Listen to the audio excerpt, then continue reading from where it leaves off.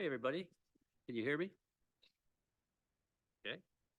We'll call this meeting to order. I would ask everybody to please turn off your cell phones except for Kelvin and Ian.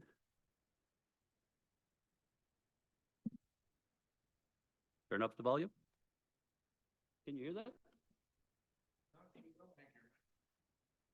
It's on. I can hear it. Okay. Introductions. I would like the committee to first of all introduce themselves one at a time. Starting with you, Eleanor.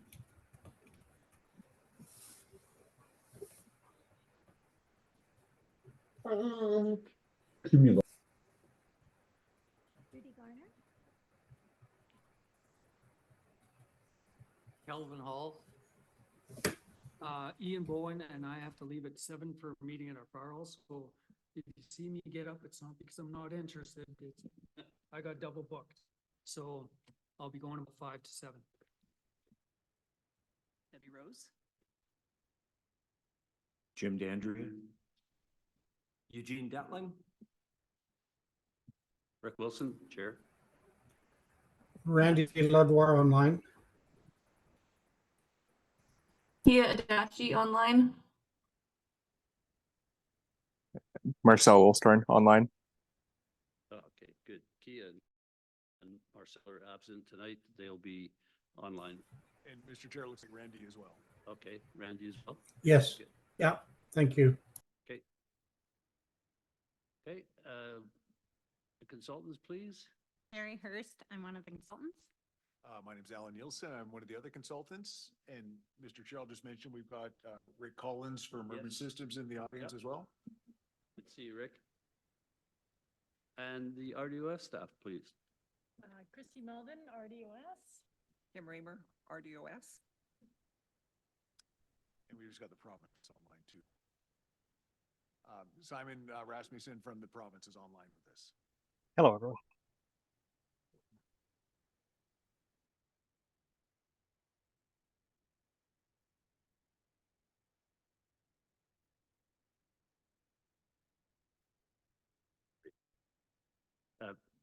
A motion to accept the minutes and approve them that were issued to us with the package.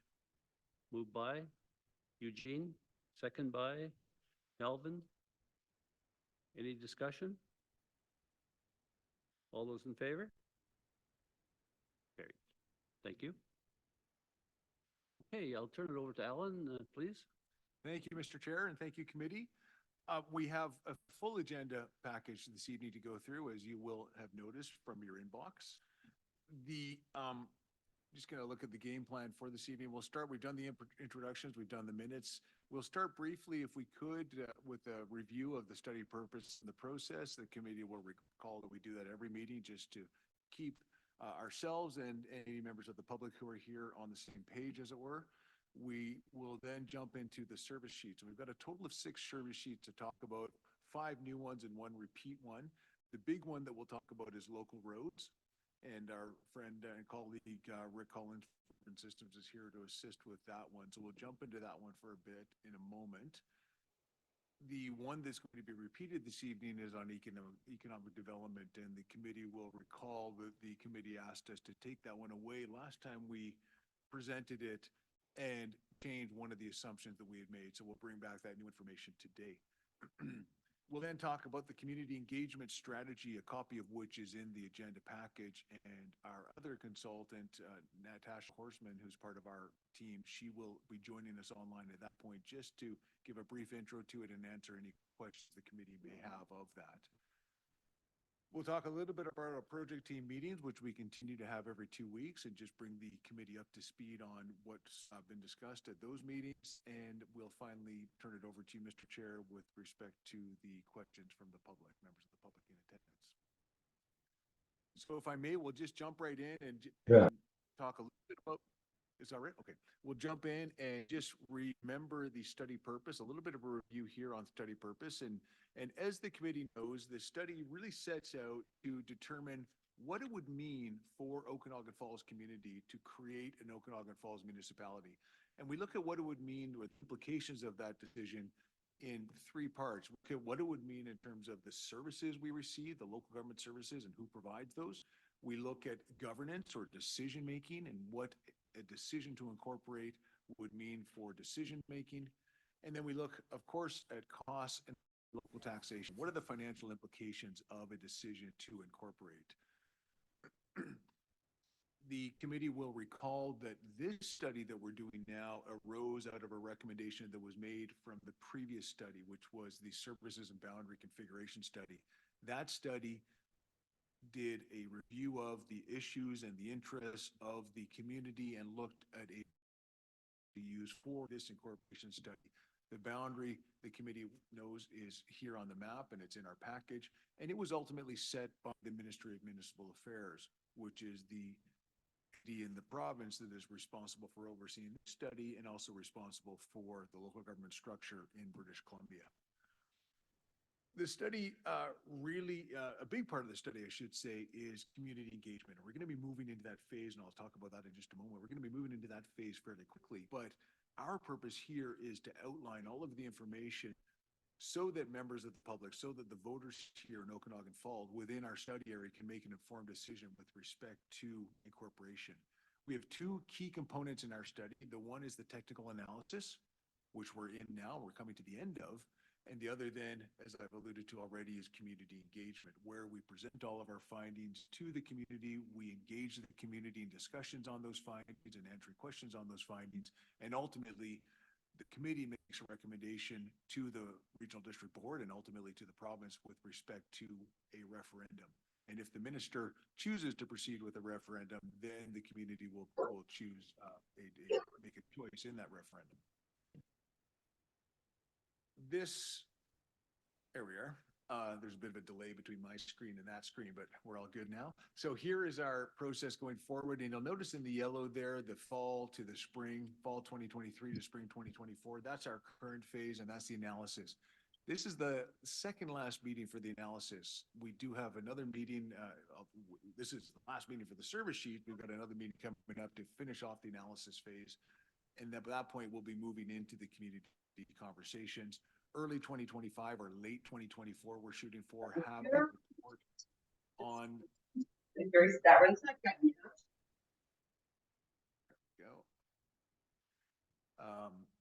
Have that report to the committee or from the committee to the RDOS board with respect to a potential referendum on incorporation, and then again spring 2025 up to the minister. But should the minister choose to hold a referendum, that's when it would occur.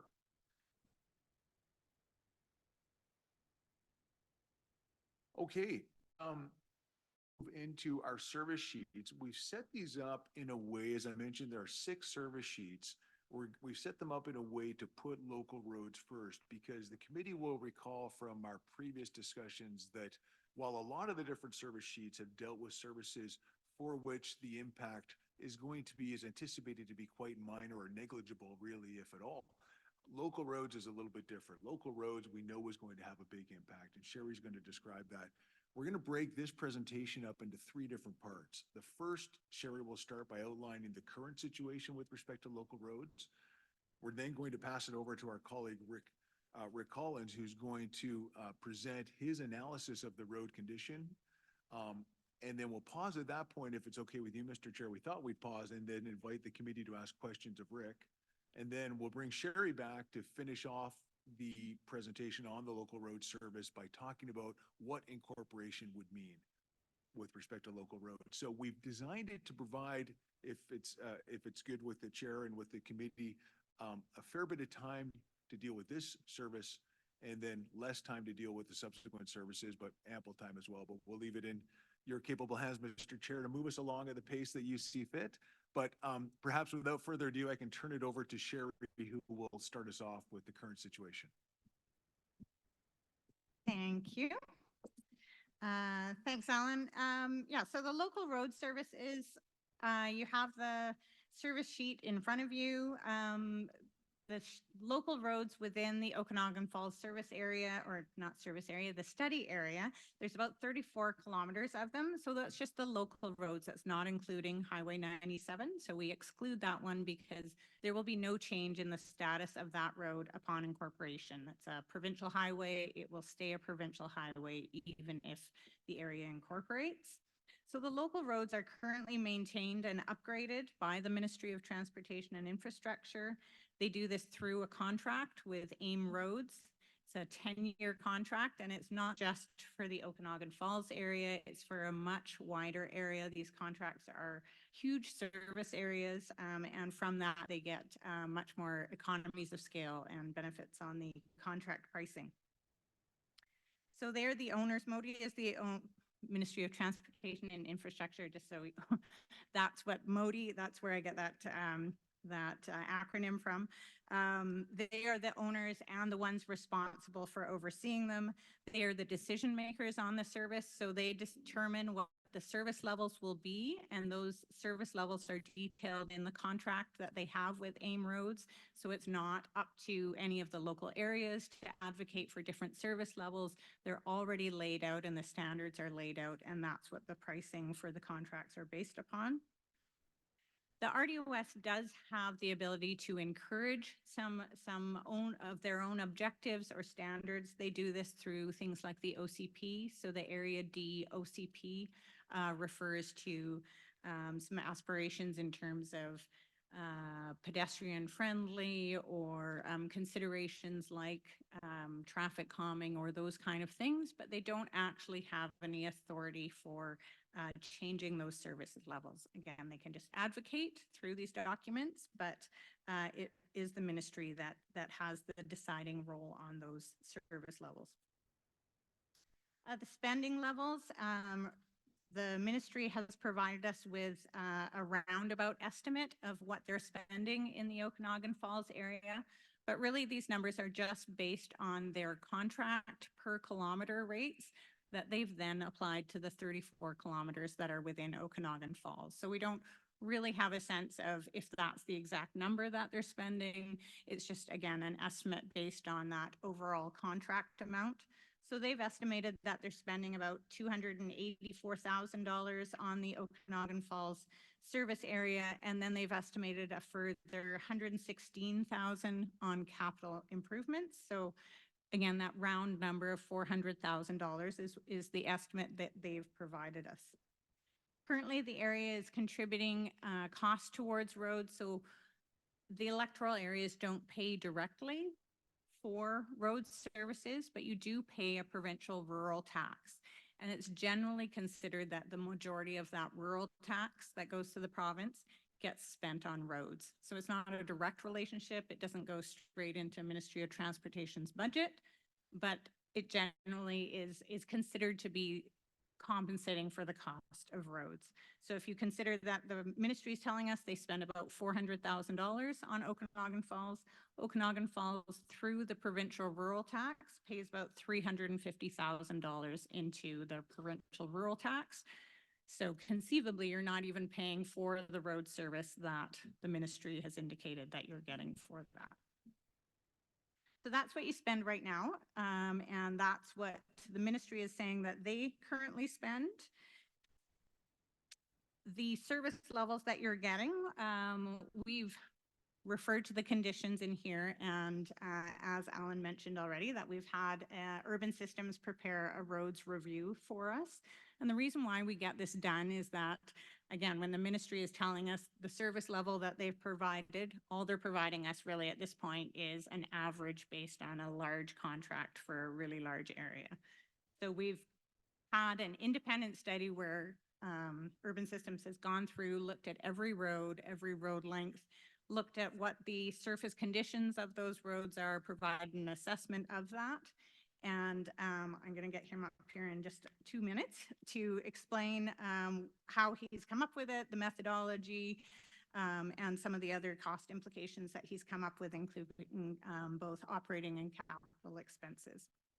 But yes, we want to know what those costs are going to be. That's why we get this independent analysis done, because as part of, at our next meeting, we'll be talking about the provincial offer. And at that time, we're also expecting to have from the Ministry of Transportation's own assessment of the area. Usually we get a copy of that and we have an independent analysis done.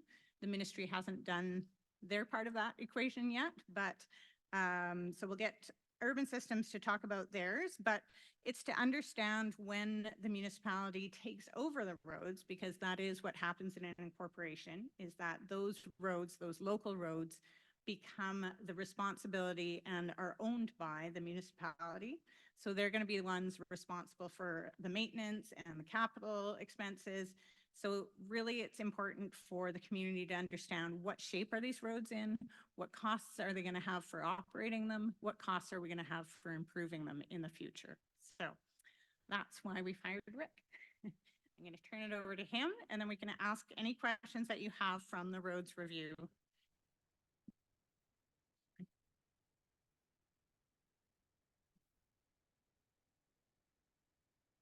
Evening.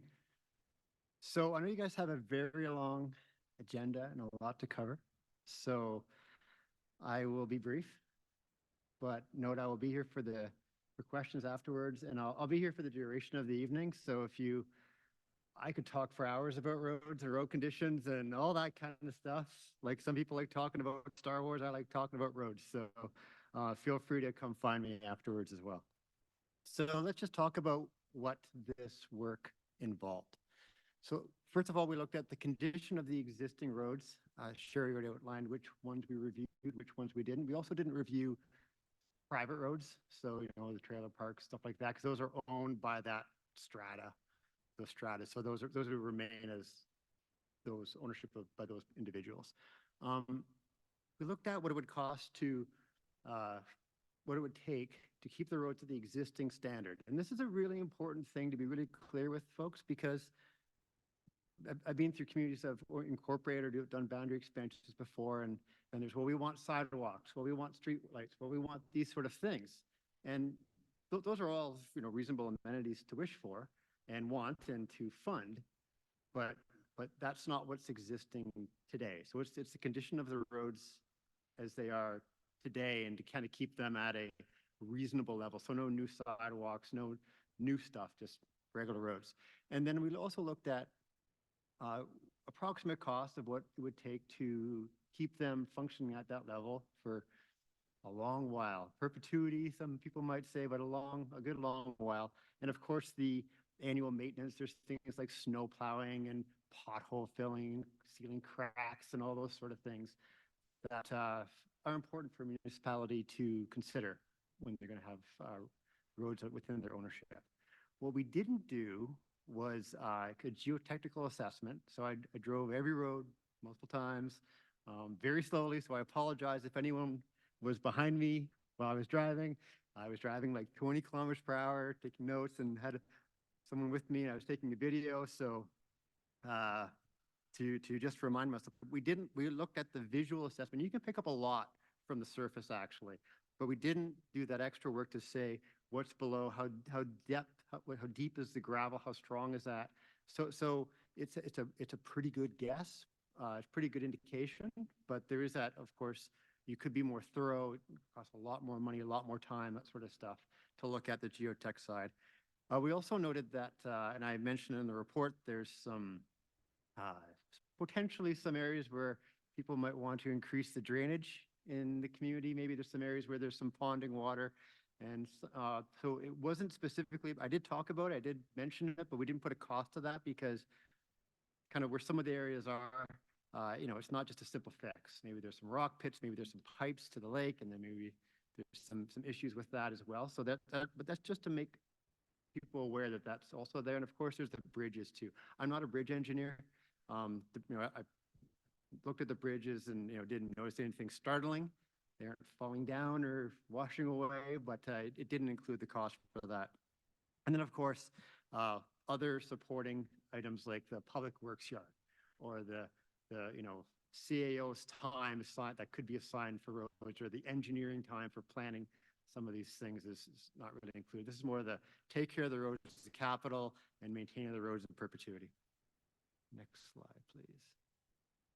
So we have these maps in the package. I wasn't going to go through all of them right now. I just wanted to, just flag that we looked at, we broke it down as, straightforward as we could, and honestly, when I drove around, I didn't really know what to expect. I kind of came in, open slate. And I said a lot of, the roads are fine. Like there's some good roads, there's some bad roads, but there's a lot of fine roads, which is actually better than some communities I see. So you sort of see that on there. There's a lot of orange, and then that's just the next slide too. It just goes down to kind of show the bottom part of it. Some of those big long roads out there, they're fine, for what they're used for, and fine is fine. It's okay. It's not bad news, but they still cost money to maintain. So just the next slide, please.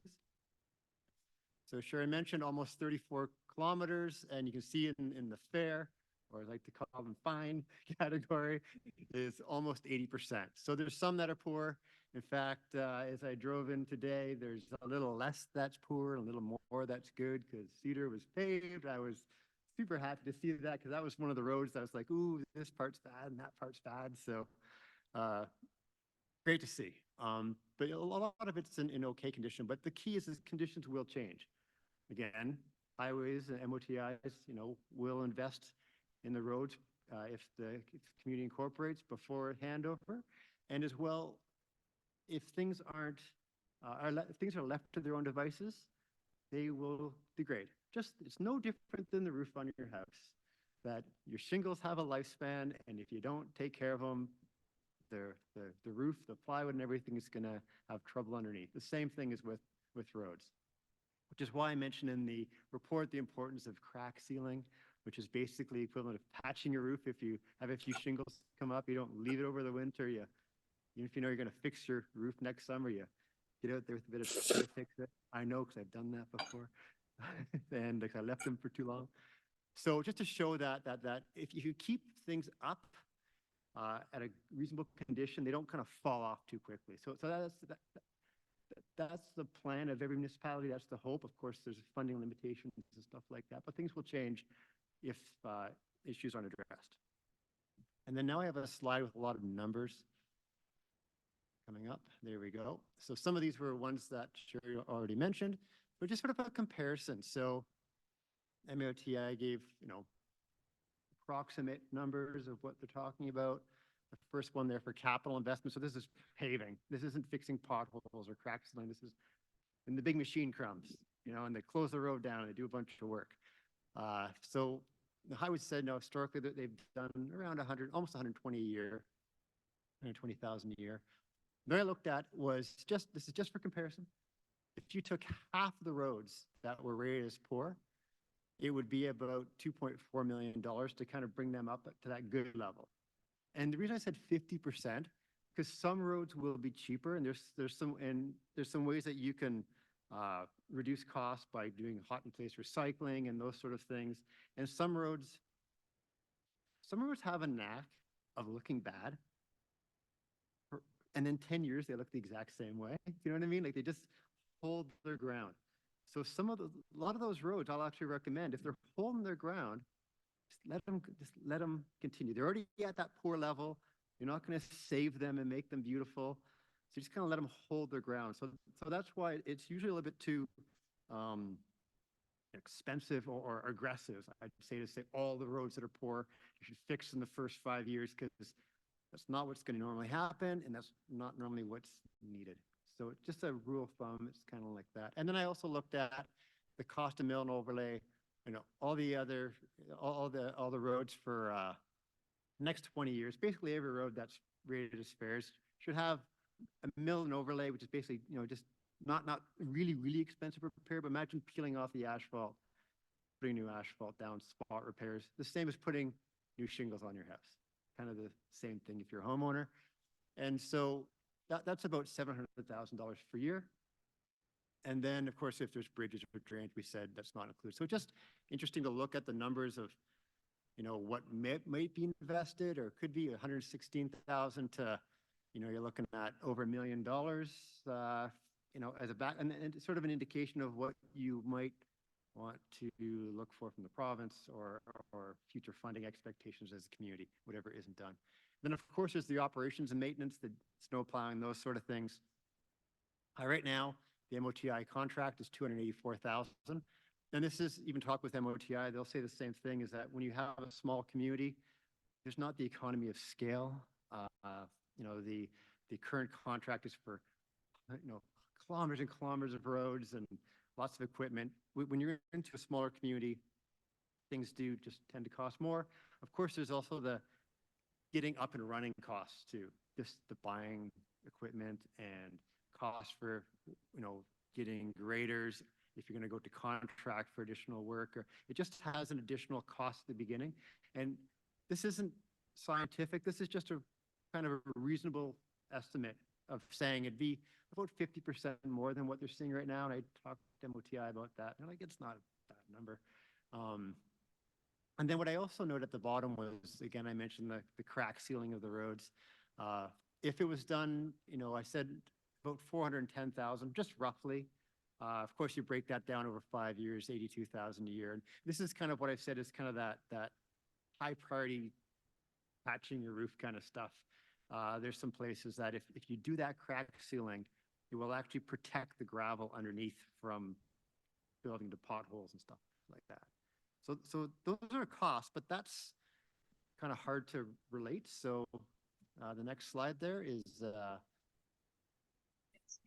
this is just a, kind of a good comparison. So what I did was we looked at the costs for some neighboring communities, what they pay for similar services. So I cut out street lights, I cut out sidewalk costs, I cut out those things that aren't really present here in the costs for most of the roads. And then I said, okay, what's their cost per kilometer? And then I be in this incorporated area. So this is the costs that you'd see. So if you took the Summerland costs, it'd be almost 250,000 in Okanagan Falls, and Penticton can be more. So you can see that there's a big variation there. It all has to do with the level of service that they want to have, kind of how far behind they are on their roads, they're playing catch up, or maybe they're just letting some of the roads kind of go.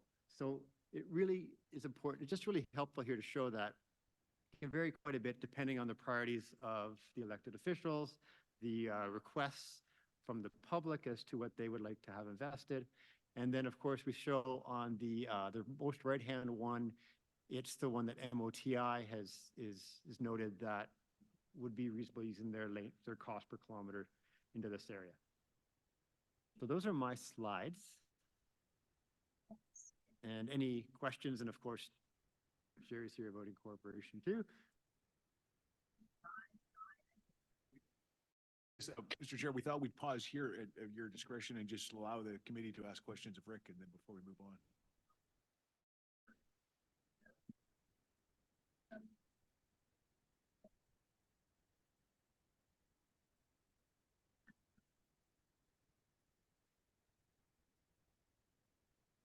I thought your report was really informative. And it was a little, you spoke about drainage, but, didn't, add any numbers on it. And Sherry had made the comment also with respect of drainage that Modi wasn't giving you any costs for drainage. So how is drainage getting paid for? Or is it? Like I didn't really understand what the situation was with respect to drainage. Sure. So I'll just turn the mic to my friends to the left. You just said it's not getting done. And that's not a slight against, MOTI or whatever. There's a lot of, it's a lot of smaller stuff. There's a lot of places where you see the road where the water will wash down the side of the road and wash down the gravel. There's those sort of things too.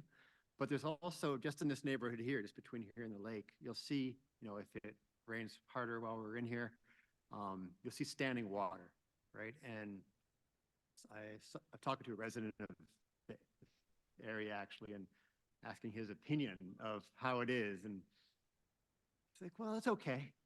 I guess it's kind of clear to the fine. So So the key is that not a lot of money is being invested in drainage right now. And the question is if the community would want to invest more, or if they accept how it is already, how it is now. I would suggest that there's some easy wins, and this is why Sherry included some of the funds in the incorporation costs. And it's, of course, sometimes back to what she mentioned about the residents have more control now of your area. So that might involve wanting to invest more in some drainage. And again, there's some quick fixes. There's something called a rock pit where you dig up and you put a catch basin. I'm pretty sure the ground here is pretty gravelly. It soaks in okay. So there's some things you can do some spot fixes too. So in conclusion, not a lot is being spent on it right now on the local areas because it's okay, fine. It's barely fine in some locations.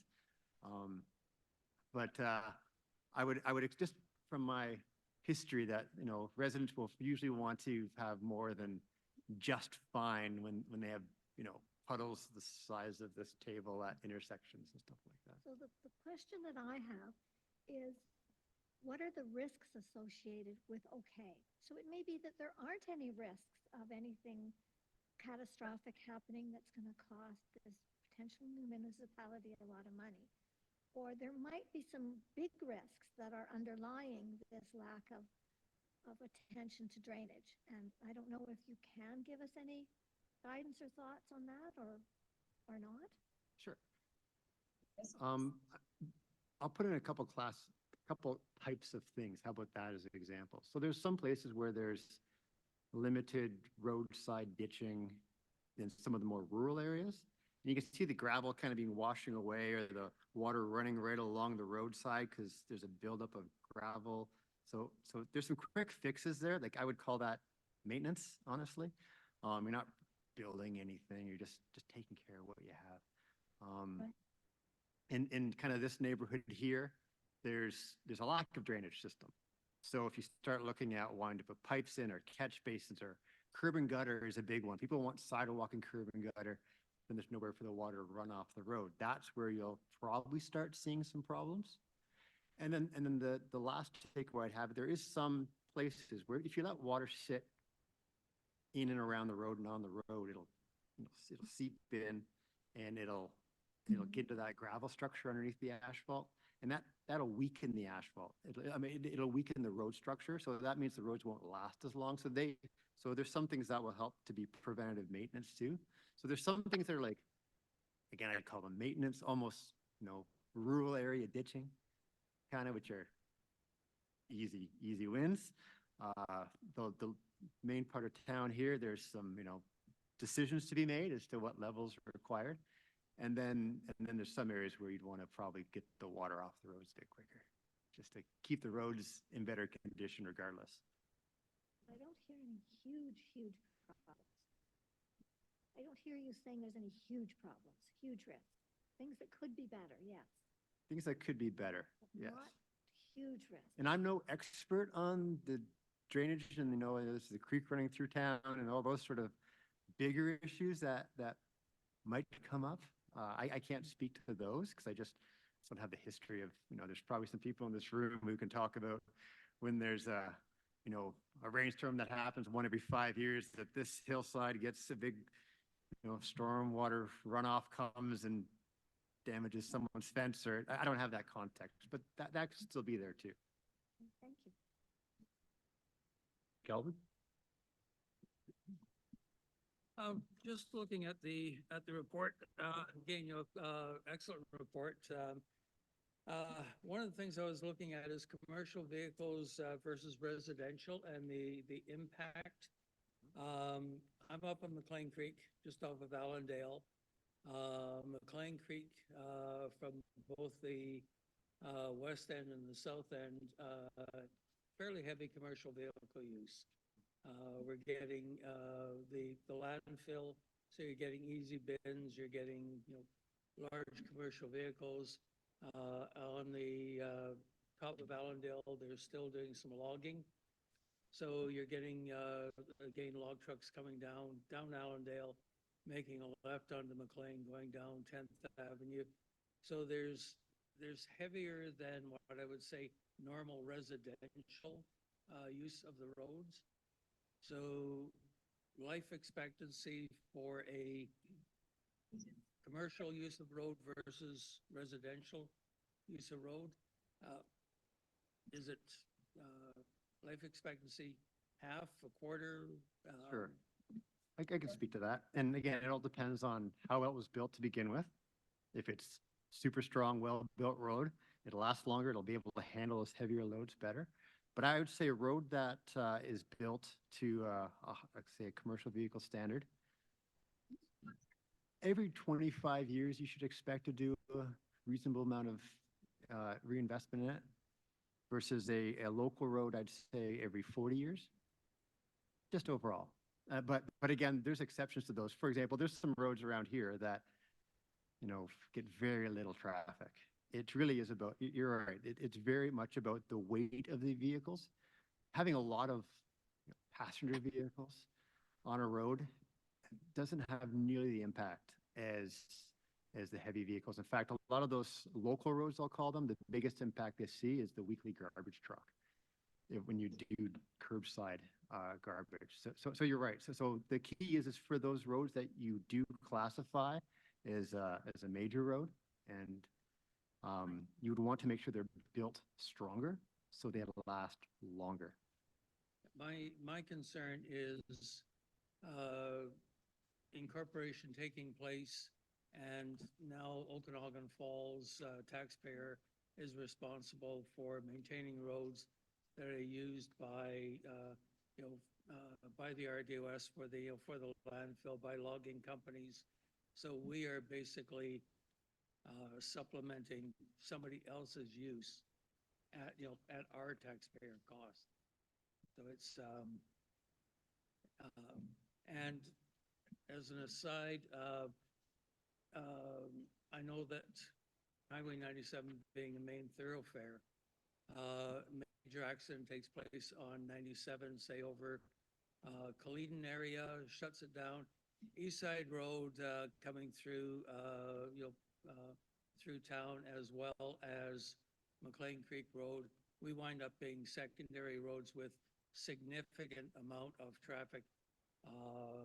Both 18-wheelers with 50-foot trailers, weighing, a couple of 100,000 pounds.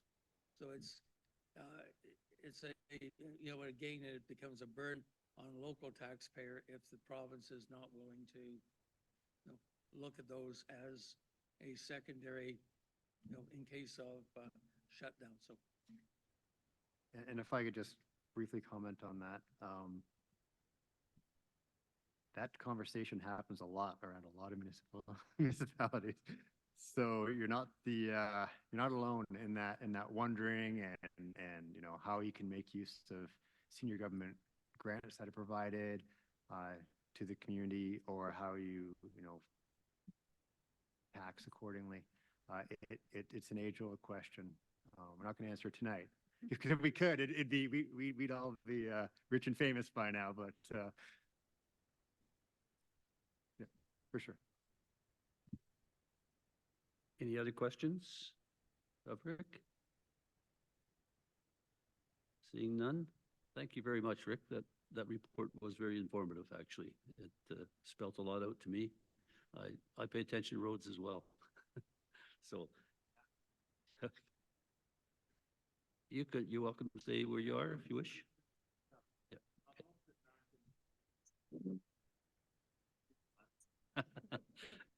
Okay, thank you very much. Appreciate it. Okay, could we have a motion to endorse this service sheet for roads? Oh, sorry. Sorry, Mr. Chair, we're not quite there yet. We wanted to, we kind of inserted Rick's in the middle, sandwiched Sherry around Rick's piece there. So we wanted to just move on and talk a little bit about using the information from Rick's, put it into looking at the implications for incorporation. And we'll talk a little bit more about drainage in this as well. Go ahead, Sherry. Thank you. And thanks, Rick, for all that information. It certainly was helpful for us in completing the sheet as well. So just to look at the next piece then, so we've taken the information from the urban systems report and looked ahead to what the impacts would be of incorporation. As we noted already, these roads are going to become the responsibility of a municipality under an incorporation scenario. And we do know, which Rick has alluded to already, that the cost per kilometer will increase under a municipality because you're not going to get those same economies of scale, even if you contracted out, even if you hired AIM, you're not going to get those same prices that the province is paying.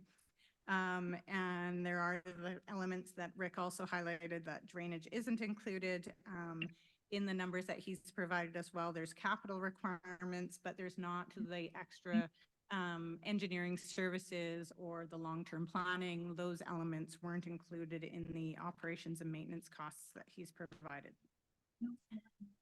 So in our assumptions going forward, we looked at those operating costs that we took from the urban systems report, and we've added onto that some additional operating costs. So again, we've added a proportion of engineering director, capital works manager, technical service that again, assume the same level of service, except for with drainage, we've added an assumption there to fix just more those little maintenance issues. We haven't added some large level of service that involves a whole extra FTE or anything like that. What we've done is taken the costs that the municipality of Osoyoos attributes every year to their maintenance of their drainage, just as a starting number. And it's always dangerous when you use numbers from other municipalities that have different infrastructure. But Osoyoos does have this roughly the same number of kilometers, a little bit more. They have 41 kilometers of local roads that they're looking after. So we've just taken that number just to have something in the budget towards some regular maintenance of drainage, assuming that that's what the municipality would want to continue to do. So those issues that Rick has highlighted aren't going to continue degrading the roads. So we've included that number in there, and I think that was it, the engineering. Oh, and the other number that we have in there is a contribution to annual capital reserves. So let's talk about capital for a little bit. So Rick has highlighted in his report, or Urban Systems in their report, that capital costs, he's gotten two numbers there. He's got the $700,000 a year for 20 years. So that's a pretty significant number of capital. And then he's also got the 415, which is the crack ceiling. Now we will wait to see, we will be getting at our next meeting, we'll get the provincial offer. In that provincial offer, they will talk about the transition period for the roads. Typically, there's a period that the province provides where the ministry is still overseeing that service. So we would still continue to get maintenance provided by the ministry for a period of time. It's usually somewhere around 5 years or up to 5 years. And they won't be taking the provincial rural rate. So basically, you won't be paying for your road service from the ministry, but they'll still provide that service. Usually the point of that service over that time is so that the municipality can still continue to charge those rates and use that money to create reserves. So in all the other cases, when we're talking about all the other kinds of infrastructure, so the water and the sewer, we take services that already exist and there's already reserves built up for some of these capital items. When we're taking on roads, we're taking on a brand new service. There's no reserves there that we're inheriting. So we need time to build that up. So that's what the provincial offer will discuss, exactly what those terms are.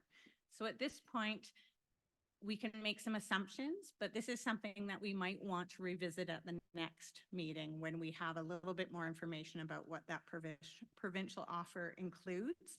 But right now, the assumption is, and I've assumed that that $415,000, so the crack ceiling that's overdue, we're going to assume that the ministry is going to take care of that in that 5-year period. We might need to revisit that, but that's what I'm assuming right now. Simon's probably taking notes right now.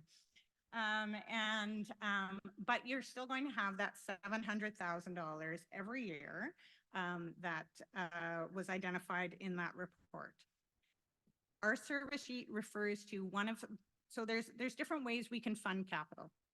We can look at reserves, and we've talked about, we'll be establishing reserves depending on what the provincial offer includes, but we'll be using that period of time to at least make sure we've established some reserves. We also have a contribution typically to reserves every year.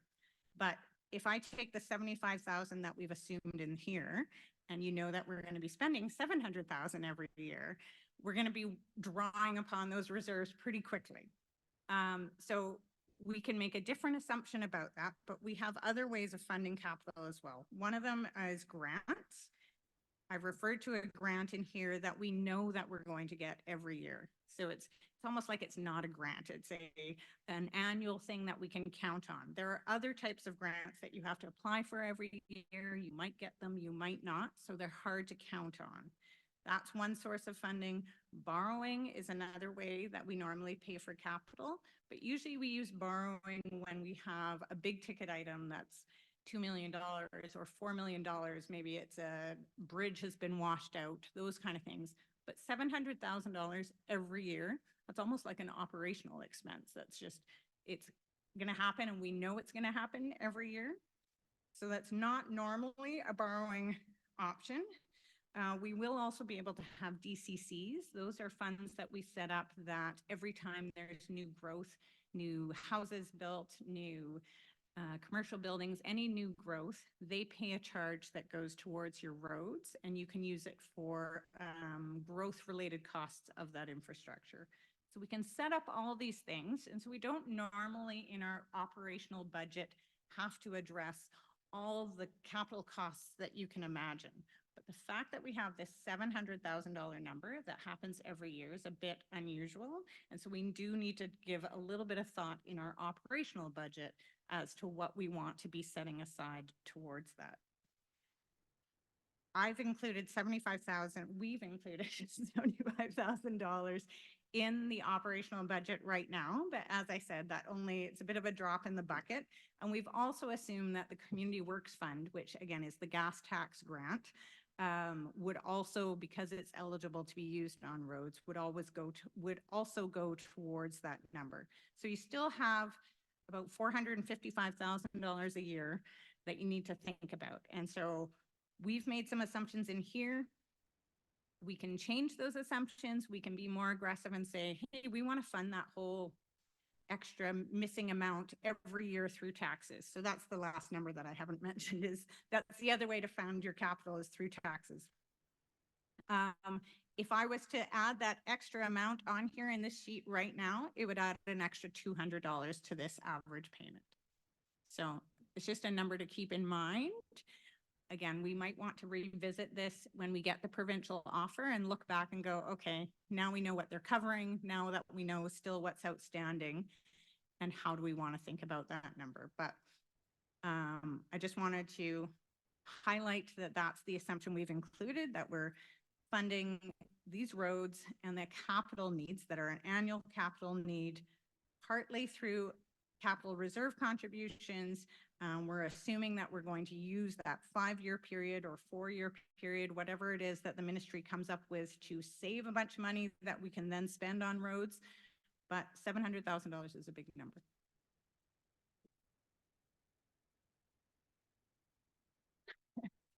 I can leave it at that. So overall, the assumption right now is that you are paying $170 on an average house that's valued at $500,000. Right now, they're contributing $170,000 to the provincial rural tax, generally goes to roads. And based on the assumptions in our service sheet, be paying $284. But again, there's still a bit of an outstanding gap with respect to capital, and that would be a funding that we'd have to consider funding options for going forward. Mr. Chair, we've got Randy has asked a question through the chat online. Would you like me to read it out? Okay. The capital cost, is that for the construction of new roads or repair and maintenance of roads? And it's, go ahead. It's a bit of both. It's not maintenance, because the maintenance is what's included in our, at our 284,000, or, sorry, 426,000 is what operations and maintenance is. So that's your snow clearing, that's your crack sealing, that's your, general maintenance. But it assumes that a certain amount of roads need to have greater work done to extend the life of them. So it's a capital cost. It's not, so it's a bit of rebuilding. Would it, Rick, was rebuilding the road? Okay, and I guess that's what I was getting at. It's for rebuilding of a road surface, not the crack sealing and the rest. Yeah, but you hit the nail. Okay, thank you. Thanks, Randy.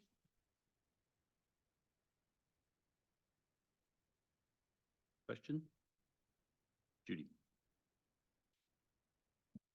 Sherry, what I think Rick said is the 700,000 for this rebuilding of the fair, that's for the fair roads. And that would start in about 10 years and then go for 20 years. Did I read that correctly? I don't think it would start in 10 years. We were assuming it would start in about 5. We're kind of assuming that as soon as the ministry stops providing the service, that's the annual amount that we'll need to consider on an ongoing basis. Okay. And that's for the roads that are shown as fair. Shown as fair right now. Does the province have any obligation to give us good roads? That's a good question. I don't know about obligation, but generally speaking, we can ask, or it's common to ask for roads to be turned over in a decent condition. So in the past, we've seen in incorporations where we've been involved, often in the province, in the provincial offer, there will be references to bringing, say, some of those poor roads up to a fair condition. So that's often they will, over that 5-year period when they are responsible for, or it's not always 5, I don't want to assume it's 5, but over the transition period, they often commit to bringing certain roads up to a higher standard. I kind of read into this an assumption that there was the annual cost of cracks and all that keeping, and then there was somewhere between 2.4 and 4.8 million of cost of bringing the fair roads, bringing the poor roads to either a fair or a good condition. And I kind of read an assumption in here that was maybe incorrect, that the province would in fact do that in the next 5 years. Yeah, that's kind of where our sheet is coming from. It's assuming that the roads that you're taking over are in fair condition. They're going to get rid of the poorest. And then going forward from there, it's doing just what Rick spoke to, which is the every 20-25 years, the refurbishing of the roads to keep them. Yes. So the only needs going forward annually is the maintenance, which is the 426, those little extra costs that we've included in there, but also the 700 a year is annual. And just a question to Matt, does the gas tax not have other sort of draws on it beyond roads? So actually, I was going to make that comment. We do get gas tax, and I think it's on a 5 or 10 year ongoing cycle, which is up for renewal, revisiting. But having said that, you got to spend it somewhere. You can spend it in a lot of places, but you do have to spend it. So I was sort of thinking that initially that that's a discretionary thing that should be left to the future council. But on the other hand, you can't bank the money. So you've got to put it into some service. So putting it all in one place, roads. Okay. From our perspective, we just need to account for it somewhere. So, I mean, I could put it in another service and it'll show up that service costs even less. So, but, and we'll see it in our budget, in our next meeting. really, it just goes into general revenues. And then there's a host of things it can be spent on. It can be spent on, but generally infrastructure. So because roads applies to the whole community and the gas tax applies to the whole community, we spend it. We've put it against the roads just to, again, account for that money somewhere in our menu of services, and not to account for it necessarily in a water service that has a smaller service area. So that's just, again, would it all go towards roads? Maybe not. You might use it differently because you get a different grant that you could use towards your roads. But as long as we're accounting for it, then. That answer your question, June? I think Sherry's comment about waiting until the provincial offer is there, and with respect of this service sheet, is really quite important and will really provide some guidance as to whether that number has to be increased. And Sherry, when you said there'd be an increase of $200, was that covering the whole 520 that was otherwise missing? Yes. Yeah. Okay. Well, it's a little less than 520 because you could use the 75,000 that I've assumed. Like if you, yeah. Got it Yeah. in two places. Mr. Chair, I wonder if I could just make a point as well, and Judy has just helpfully prompted me to a point I meant to make earlier, which is that when we decide it's time to kind of call the question, as it were, on this one, to endorse this service sheet, it may be useful just to kind of endorse it, kind of pending the provincial offer, to see what that looks like. That was my thought as well. Yeah. Eugene. So the ministry is going to come in and do the same type of an assessment as Urban Systems did, or will they do it to benefit themselves?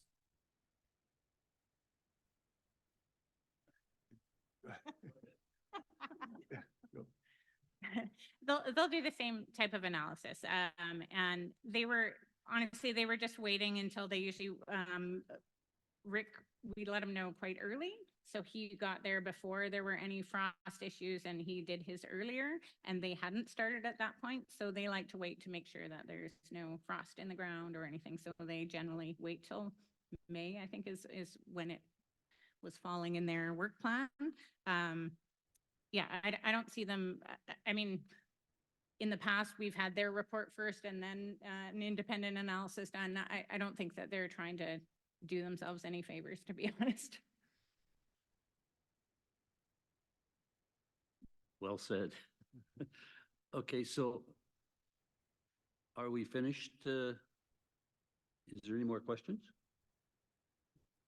Seeing none, I would like somebody to make a motion to that effect that we endorse this with reservations pending the report from the provincial government. Kelvin moves. Second, Eugene. Any further discussion? Seeing none, call the question. All those in favor? Opposed? Carried. And I'll just mention that both Randy and Kia are also in favor. Okay. All right, Mr. Chair, we are now moving on to another service sheet, and that's sewage and utility. And I'll get, Sherry's going to cover this one as well, and the next one, and then I'll deal with the last three. Go ahead, Sherry. Thank you. Okay, hopefully, I think this one, well, I don't want to jinx myself and say that it's going to be faster. So the sewage and utility services. So Okanagan Falls has a sewage collection and treatment system. It was originally built in the 70s, and the treatment system, the treatment plant actually was built in the 2013. It was updated. So the Okanagan Falls sewer service would be transferred to the municipality in the case of an incorporation. There's about 1,424 connections in that system. And we've made the assumption in our service sheet that it would be serviced by municipal staff. So that service would be transferred from the regional district over to the municipality because the entire service area is within the municipality. There are some other sewage and utility services right now. Area D and Okanagan Falls in particular is part of a larger septage service where residents of areas D, E, F, and I can dispose of their septic tank at the Penticton treatment plant. There's a receiving station there, and that's based on a contract that ends in July of 2027. So they still have to pay a fee when they dispose of it, but just even allowing them to use that capacity was through a contract with the RDOS. There's actually no cost for that service anymore. It was in a surplus, and so there's no taxes contributed to it anymore. It doesn't even cost anything, but when the service runs out in July, or when the contract runs out in July of 2027, a new municipality would either have to have an agreement with Penticton directly to continue that service. It's not an expensive service, so it may actually even just to be an agreement on what residents would pay for the disposal of that service. We're not anticipating any major changes there. And the other utility service referred to in the service sheet is the streetlights. So there's about 110 streetlights within the Okanagan Falls area. These are owned by FortisBC, and they're operated and maintained by FortisBC. So generally right now, RDOS just collects money that then goes over to FortisBC to maintain these. It used to be a service that was provided by the irrigation district, but it was transferred to the RDOS at the beginning of 2023 when the irrigation district was dissolved. Decisions on these services, the sewer and the streetlights, those are decisions made by the entire board because these are services that are just a subset of Area D. So they're only provided to one electoral area, so all decisions are made by the entire board. Decisions, if there were any, on the septage service would be made by the participants in that service. So areas D, E, F, and I, except for budget decisions, which would be made by the full board.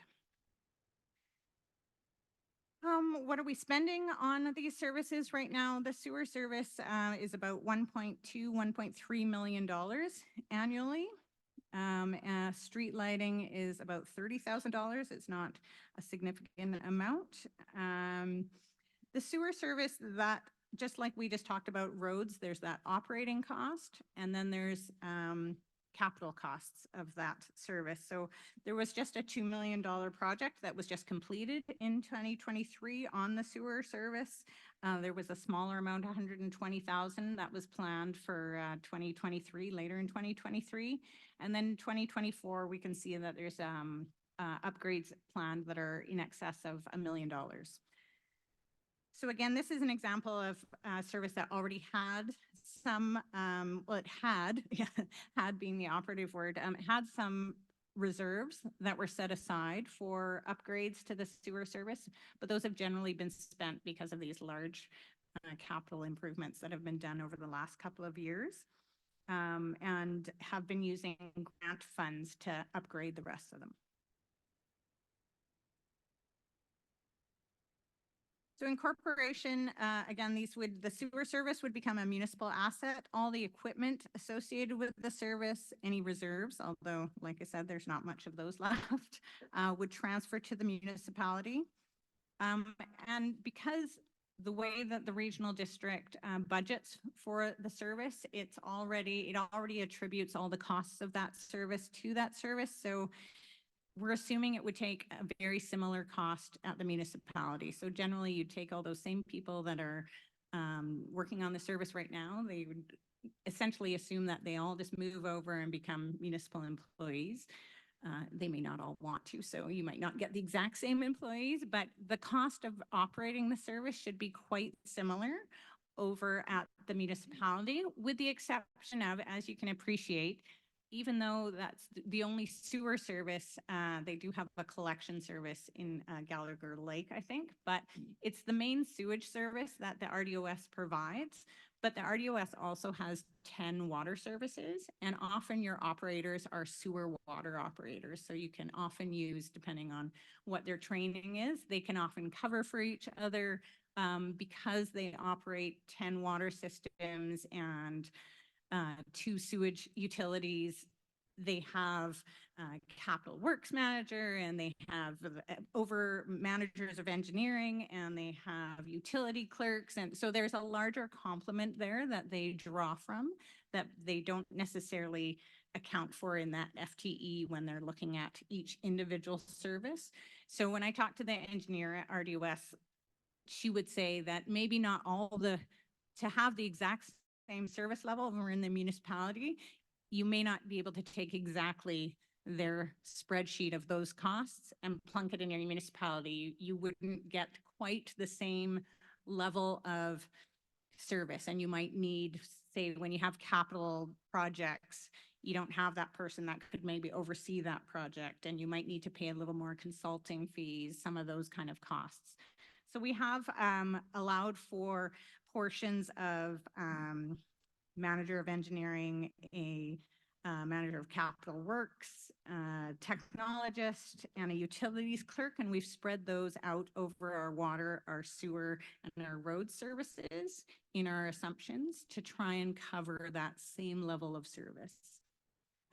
But with respect to the cost to this service, we think that it should be quite similar and still providing that extra level of service.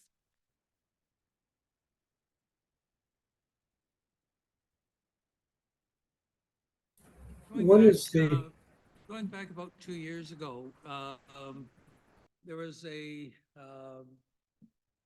vote in Coleden for the septic, or for basically sewage line to be run through and connected into the existing treatment plant. It was voted down, but I can see at some point in the near future, DFO is going to step in and say, personal septic fields are no longer allowed, and you must connect. There is a cost associated with with putting the line in, which I'm assuming that would be through RDOS to put the line through to the plant, and then the cost associated with upgrading the plant for the additional volume, as well as the operating costs.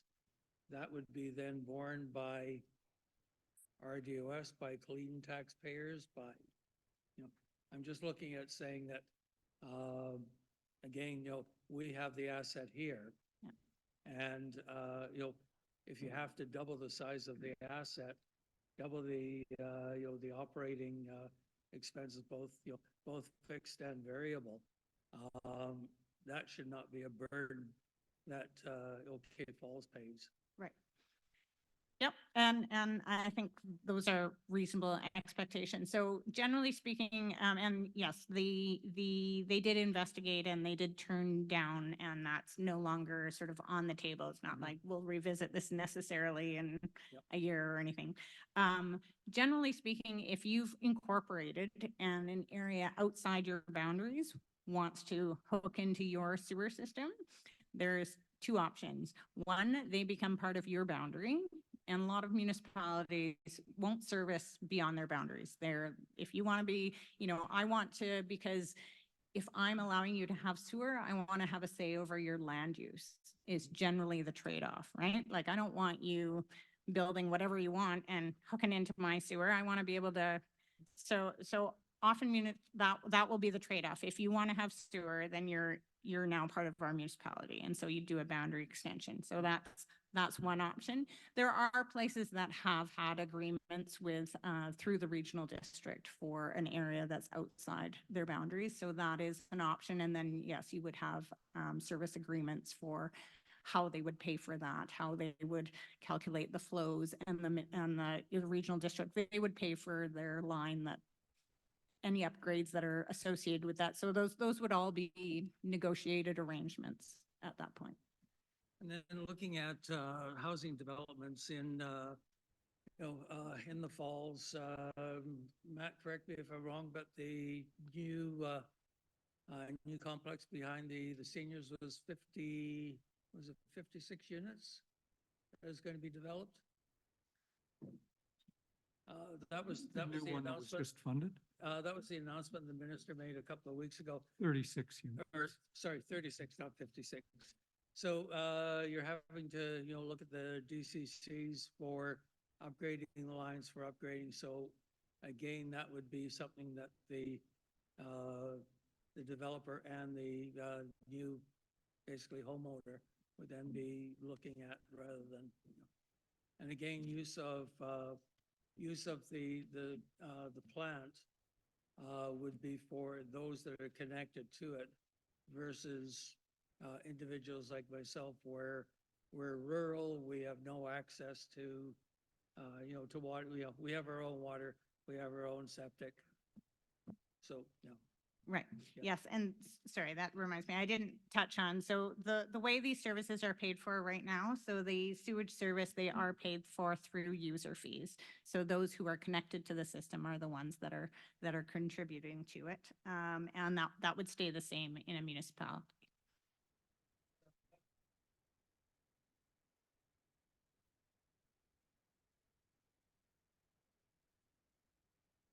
Right. And they don't have to. Yes.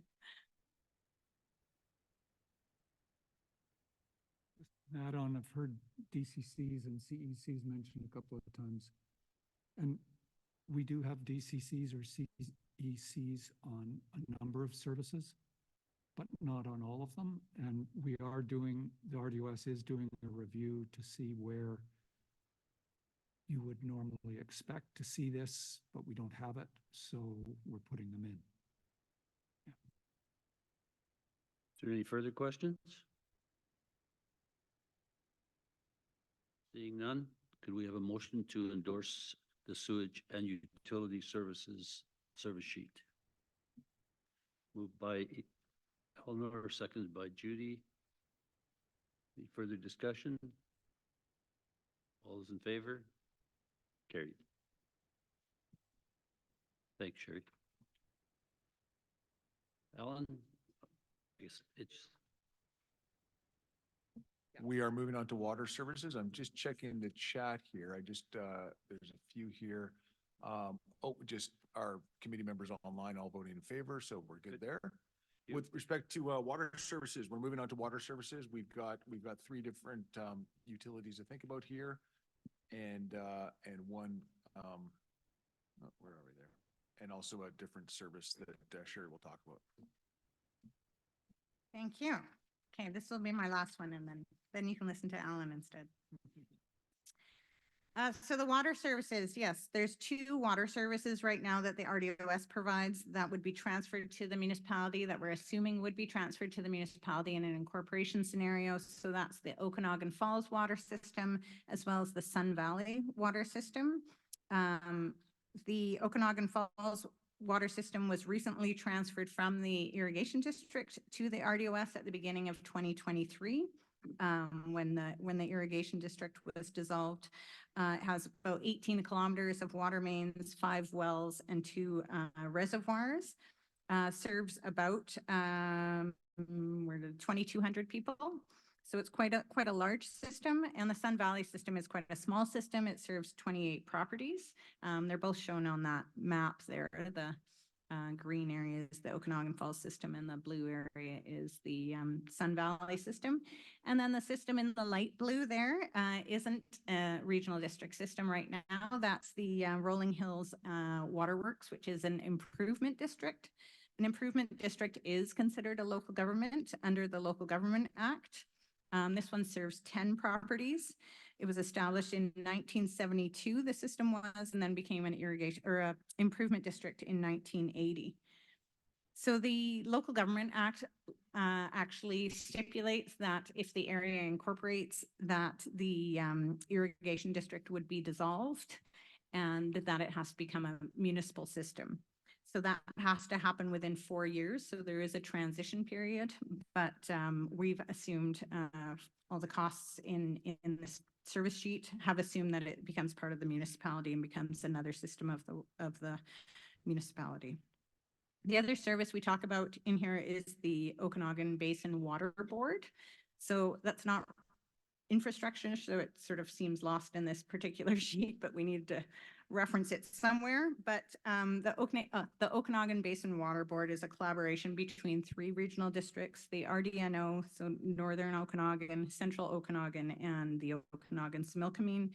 It's to provide a collaborative approach to water management. They do water management, water quality, and they look after milfoil as well in the lakes. And so the decisions on these services right now are made by the full board, again, because these are services that are provided to only a portion of the electoral area. And then the Okanagan Basin Water Board, they have their own 12-member board. They do have representatives from the regional district, actually all 3 regional districts on it.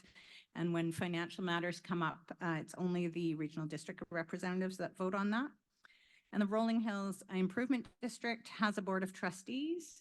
Jim is one of our trustees on that. So they have their own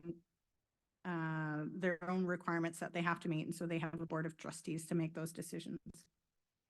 Delivery, how would that change? Instead of the regional district, again, under incorporation, it would become the municipality.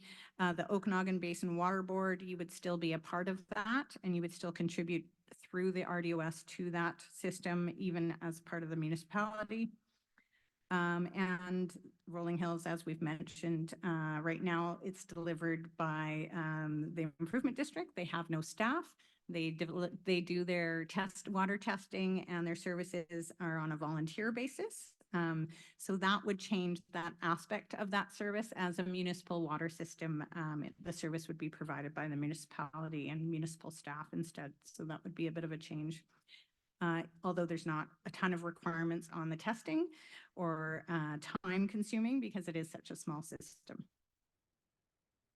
Costs of the system, you can see the difference between the Sun Valley and the Okanagan Falls. Okanagan Falls is about $767,000 in operating costs per year. Sun Valley is about $80,000, and Rolling Hills is closer to $20,000. So quite a different scale there. Recovery, just like the sewer service, these utilities are covered by user fees. So it's recovered from the people who use the system. And if you're not on the water system, you're not paying towards it. So some of the water fees, some of them are flat fees. Some of them are based on the type of use. Some of them are based on the service size or the valve size to your property. But each system has its own user rates that apply. Under incorporation, we haven't made any assumptions about changes that a council might choose to make to any of the systems. You know, down the road, there could be things about harmonizing rates so that everyone plays the same rate structure. We've just assumed that the systems would continue to operate the way they are. They would have the same rate structure. And yes, somewhere down in the future, would the municipality think about wanting to have one bylaw that refers to one set of rates? Maybe, but usually that's done at a time when the water systems are all providing the same level of service, and they might not be doing that with respect to things like fire flows, the age of the system. So it becomes hard to connect the systems and have them pay the same rates when some systems are further ahead in terms of their asset management, and others might be older and they need to be replaced. So you never want to have part of the community feel like they're subsidizing someone else. So that would have to be looked at some future point. And upon incorporation and for the next foreseeable future, they would continue to operate basically as is. We have assumed a little bit of an increase because, again, we've looked at, we've taken what we think would be the complement of an engineering group that would be covering off roads, sewer and water services. So again, that engineering manager, that manager of capital works, and a utilities clerk, and we've spread those costs amongst those three services. So we've assumed a minor increase of about 3.6% needed to the revenues from these three systems to account for those extra personnel that we're assuming would be needed to provide that same level of service, and with respect to, again, adding Rolling Hills to the group as well. So we've just added the 3.6 increase to all three systems rather than allocating it to one or another.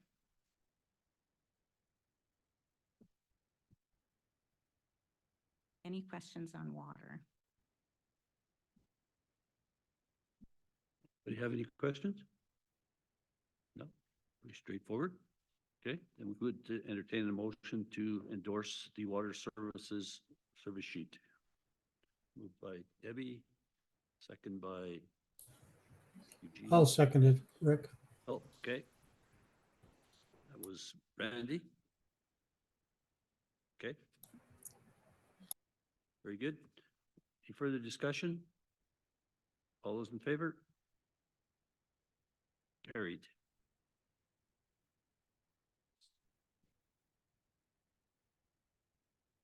Alan? Thank you, Mr. Chair. And my sheets, I think, are going to go quite a bit faster than Sherry's, although maybe I've just jinxed myself. I'm not sure. Sherry has done the heavy lifting this evening, so thank you, Sherry. We're going to move through police services, administration, and the revised economic development.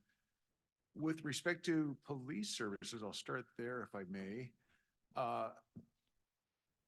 Simple assumption here, and that is that a new municipality would continue to be served by the RCMP through the Penticton detachment. When we look at the current situation, we've got a service that is a provincial service. It's provided from the Penticton detachment of the RCMP. It's delivered by the RCMP. It's actually provided, though, by the Solicitor General, the provincial Solicitor General department, and paid for by the province to the tune of 70%, the other 30% paid for by the federal government. We'll come to that in a moment, but we've got, in terms of the services, we've got two different types of services. One is detachment policing, and that would be the service that was most visible, that we see in the community from time to time. The other would be the police infrastructure, or excuse me, the provincial police infrastructure, which in essence are more centralized services that are provided by the RCMP provincially, and they're provided to all rural detachments across the province. And so those are everything from high-risk incidents, targeted organized crime, gang violence, serial crimes, those kinds of things. So those very kind of specialized services that have huge economies of scale that thankfully aren't required on an ongoing basis in most communities, and that tend to be used when they are tied into when they're needed. So the current situation then with respect to the services, it's all done through the province Ministry of Solicitor General using the RCMP. Service decision-making, there are two types of decisions that tend to be made with policing. One are the day-to-day policing services, and those are done by the RCMP principally, and right from detachment command down to the local detachment. And the Minister of the Solicitor General is responsible for setting the police priorities, but the RCMP does also kind of consult with local authorities, in this case, the RDOS Board. The board, however, doesn't really have the power, the authority to make decisions with respect to policing, or they can seek information, they can provide priorities, local priorities that they would like to see reflected, but ultimately the decisions are those of the RCMP in consultation with the Ministry of Solicitor General. With respect to decisions around police service levels, those are always of concern, or can be of concern in some communities wishing to have more services, more police on the street kind of thing. Those are driven by the province and ultimately determined by the province, but driven by RCMP analyses of workloads and needs. And so that decision gets made pursuant to the Provincial Police Services Agreement. And as I mentioned, the local governments can have make requests under that, but it is ultimately a decision of the province in consultation with the RCMP. Service cost and recovery, I mentioned earlier that 70% of the cost of providing policing to municipalities and of fewer than 5,000 people and to all unincorporated areas such as our current area, Area D. 70% of the cost of that service is borne by the Ministry of Solicitor General, by the province. 30% is paid for by the federal government. About half of the provincial cost is recovered province-wide by the province from unincorporated areas. And that started in 2007. And there's a special police tax, the provincial police tax, that is used to recover that cost, that portion of the cost. And we see that right now, the portion of the cost on our typical home of $500,000 translates into close to $45 for a year. Going forward to incorporation, there's not a lot to talk about here because the new municipality would be a municipality with fewer than 5,000 people, and census projections show that with barring any boundary extensions to bring in new areas, the current boundary that we're looking at for Okanagan Falls, the area within that would not hit that 5,000 mark under current census projections until about 2068. So that's sometime in the future, not quite close enough to start saving for that, but so that's a good thing, I suppose. There is a slight difference, however, though, because we would continue to pay the police tax, but we would pay slightly higher. There's what's called the rural dime, so it's a slightly lower police tax for unincorporated areas than for municipalities with fewer than 5,000 people. And that's because unincorporated areas pay the provincial rural tax. Most of that, if not all of it, tends to be used for local roads. However, historically, a portion of that was used for provincial policing as well prior to the police tax. So the province has continued to recognize some portion of that money going to policing, so they have a slightly lower police tax for rural areas, unincorporated areas, than they do for small municipalities with fewer than 5,000 people.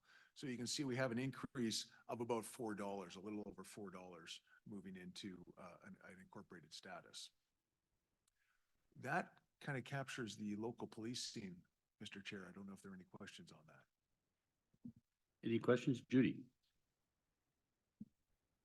Alan, you noted that in 2023, the province was setting a tax target of 33%.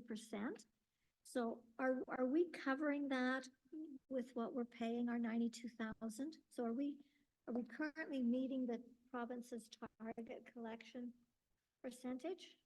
I believe we are. I'm going to turn to Sherry there. Do we have any other information on that?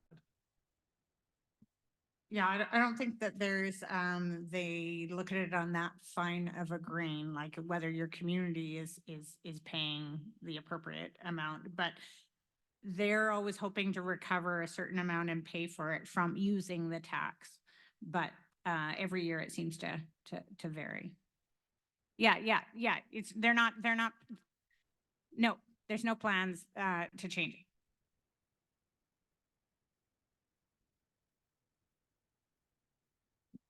Any other questions? Matt? Just a comment more than anything else.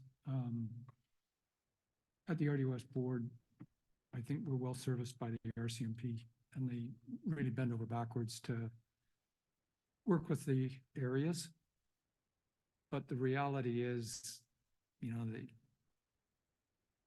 they set up a meeting for me, and they try to set up a meeting for Carneas and Naramata, et cetera, once a quarter. And that's good. I might come up with some interesting questions and stuff like that. But by comparison, they go in and meet with the mayor and council of Summerlin, Carneas, Princeton, et cetera. And I think there you get a much more stronger opportunity to influence policing in the community as a result. Yes, Debbie? And this just maybe for interest sake, and maybe you guys have already touched on it before, the cost for a community after you surpass 5,000 would be interesting just for people to know, because I think it is a substantial savings. Thank you. Yes, it is. Oops. Sorry about that. Too many microphones on, perhaps. The cost, it is, the municipality is a municipality that hits 5,000 becomes responsible for 70% of the costs. plus some other costs, so with respect to equipment and those kinds of things. So there are some other costs for which they're 100% accountable. So to Debbie's point, it is quite an impact, and that's why we see places that have approaching that. So Peachland, for example, in the last census reached 5,000, and some other places, or Lake Country reached 15,000, because that's another trigger where you go from 70% to 90%. And so both of those places had anticipated that trigger, and they had started kind of putting reserves away for some time. But to your point, it's quite an impact. It can be quite an impact. It is something that is not really kind of relevant for Okanagan Falls in the foreseeable future. 2068 is the projected time that it would hit 5,000. But that's unless there's boundary changes in between that time, of course. But it's good to note for sure. Any other questions? Seeing none, entertain a motion to endorse the police services service sheet. Moved by Eugene, second by Calvin. Any further discussion? All those in favor? Carried. Okay. Mr. Chair, we're going to move on to administration, and let me just fix something here. I'll just turn that off. There we go. So on administration, Sherry talked earlier, and we've talked earlier in our previous meetings about the idea. One of the fundamental differences between regional districts and municipalities is that in regional districts, there is no general municipal tax rate. There's no general municipal revenues. All revenues and all taxes are service specific. So every service needs to collect from taxpayers or from user fees or from other revenue sources the exact amount to cover all of the costs incurred and contained within that service. And when we talk about all of the costs, we're talking about the direct delivery costs and any contributions to reserves and all those kinds of things that we talk about as we go through our service sheets. But we're also talking about a portion of administration. So when you look at your tax bill as an unincorporated area of the regional district, when you look at the tax bill you get every year from the province on behalf of the regional district, you'll see a tax rate for each specific service. And that tax rate raises enough to pay all the direct costs plus a portion of administration or administrative overhead. We have, and in municipalities, it's quite different. In municipalities, we have a general tax rate that is brought in to pay for all services. And the administrative component, the overhead costs that are required and incurred by a municipality to help provide services and run the municipality, those are embedded within the general municipal rate, and they come into general municipal taxes and general municipal revenues. In order to demonstrate it and to kind of look at apples to apples comparisons as we consider each of the different services and look at those services as they exist today under the regional district and look at the services as they would exist under municipality, we have taken out the administrative costs, the administration overhead from each of the regional district services we've looked at, and we've put that aside. Now we're going to bring it back under administration, and we're going to show then kind of how it would compare to the municipalities' presumed administration costs. So that's kind of the background to all of this, and we'll just talk about some of the assumptions here. The first is that an Okanagan Falls municipality would provide its own administration projects, its own administration, so it would run its own house, in other words. It would provide its own project funding or projects funding and its own grant and aid service.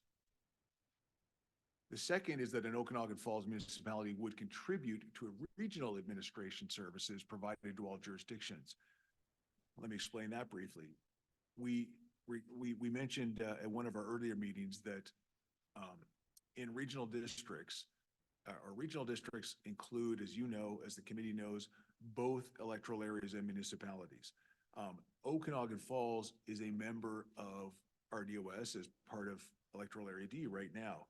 Okanagan Falls would continue to be a member of RDOS as an Okanagan Falls municipality post-incorporation. It's like Hotel California, you can never leave. So you change from unincorporated to incorporated, but you're still part of the regional district. So as a member of the regional district, as a municipal member of the regional district, you no longer receive a lot of the services that an electoral area receives, and we talked about that over the course of our meetings. But you still participate in certain services, general administration, for example, solid waste management planning, and any other services like regional parks that you choose to participate in as a municipality. On all of those services, you still pay towards the regional district's administration costs as part of that service. So our assumption here is that we would continue to do that, and it's a pretty safe assumption because it's kind of the law. We've also made an assumption then that as an administration, we are governed by a council. As a separate municipality, we're governed by a council. Just let somebody into the waiting room there. Excuse me. We are making the assumption, given the size of Okanagan Falls, that the council would be comprised of 4 councilors and 1 mayor. So in other words, 5-member council. Council could choose to be larger, and the ministry would need to consider that and then put in the letters patent, but we would anticipate that it would be 4 + 1. Finally, we have assumed that in Okanagan Falls administration, and that is kind of the office administration, as it were, would employ 6 staff and would lease or purchase space to accommodate all staff. And we've included all of the costs for that in our service sheet here. 6 staff would include, it's actually listed in our service sheet, 6 staff would include a chief administrative officer, a finance officer, an accounting clerk, a corporate officer, and 2 administration assistants. So those would be kind of the office staff, as it were, that we've assumed under this service sheet. So those are the assumptions we start with, Mr. Chair. When we look at the current situation, the service overview, I've talked a little bit about that already in the sense that we have a number of different services for which we provide general administration, and we guidance from all the way from the CAO down to a finance clerk and so forth. Decision-making currently is made by the regional board for the different services that we provide through the regional district to Okanagan Falls as an unincorporated areas. Oops. And service cost and recovery, we've taken out all of our administration costs over the course of our services. We've also got our general government service under the RDOS. We've got our electoral area administration service, and we've got all of our different services there that all are put together to create for the entire regional district a little over $9 million in administration costs, and that's for the entire regional district. The tax requisition on that, because there are some grants and some other information services, for example, that are spread across different services, some of the things we've got, then we bring it down to about $5.7 million that we recover in taxes from all the regional district right now at different amounts, depending on the jurisdiction.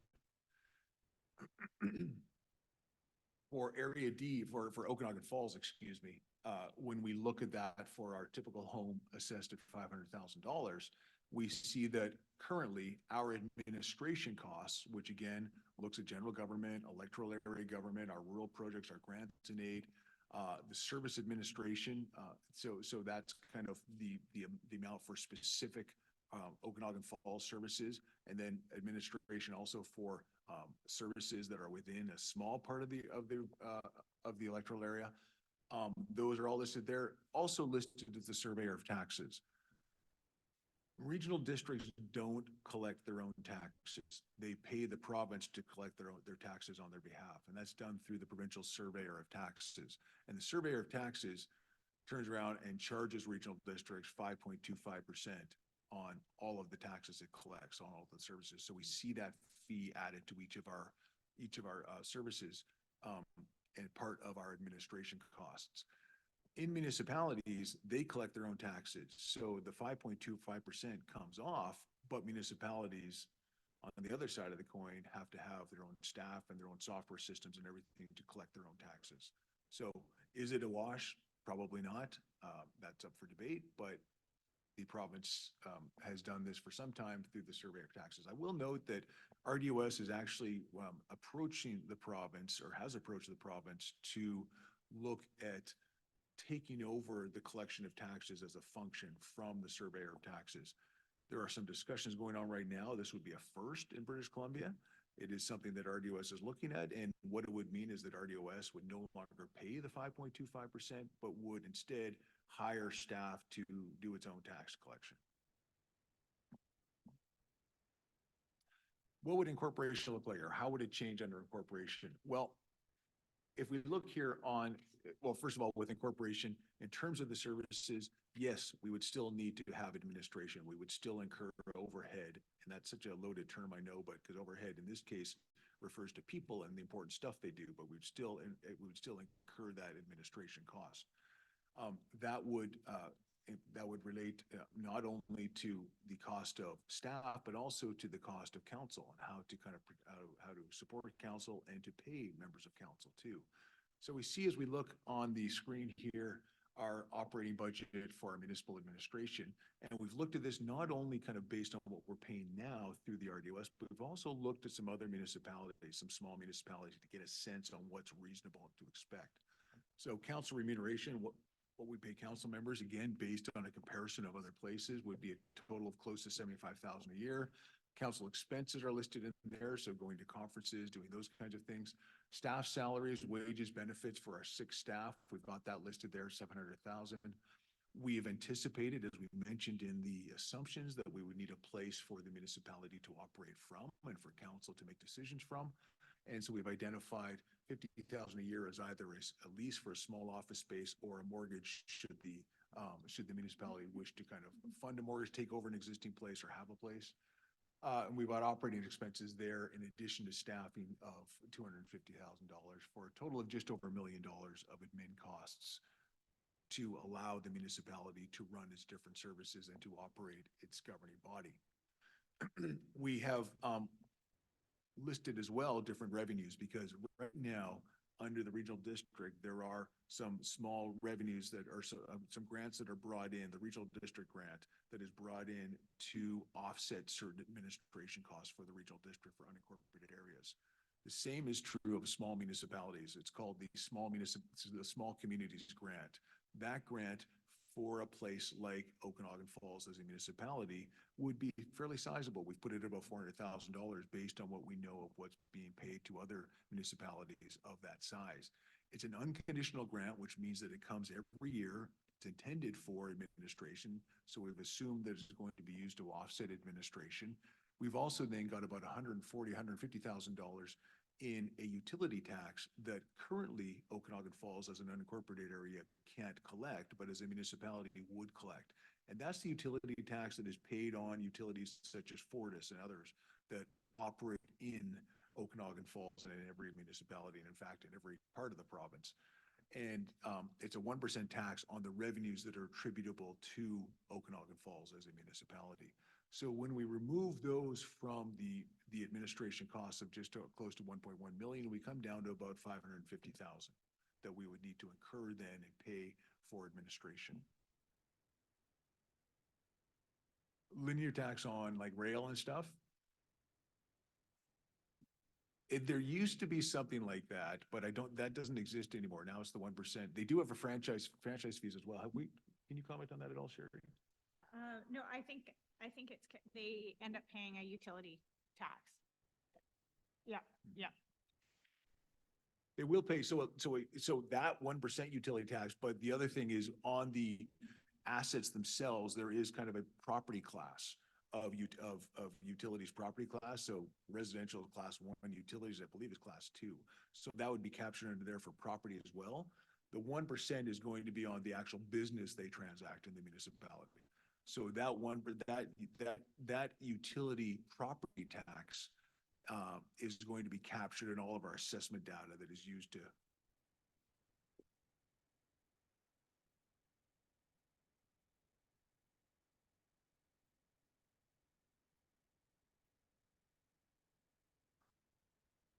Thinking it was linear line tax. There used to be many years ago, there used to be something like that in BC.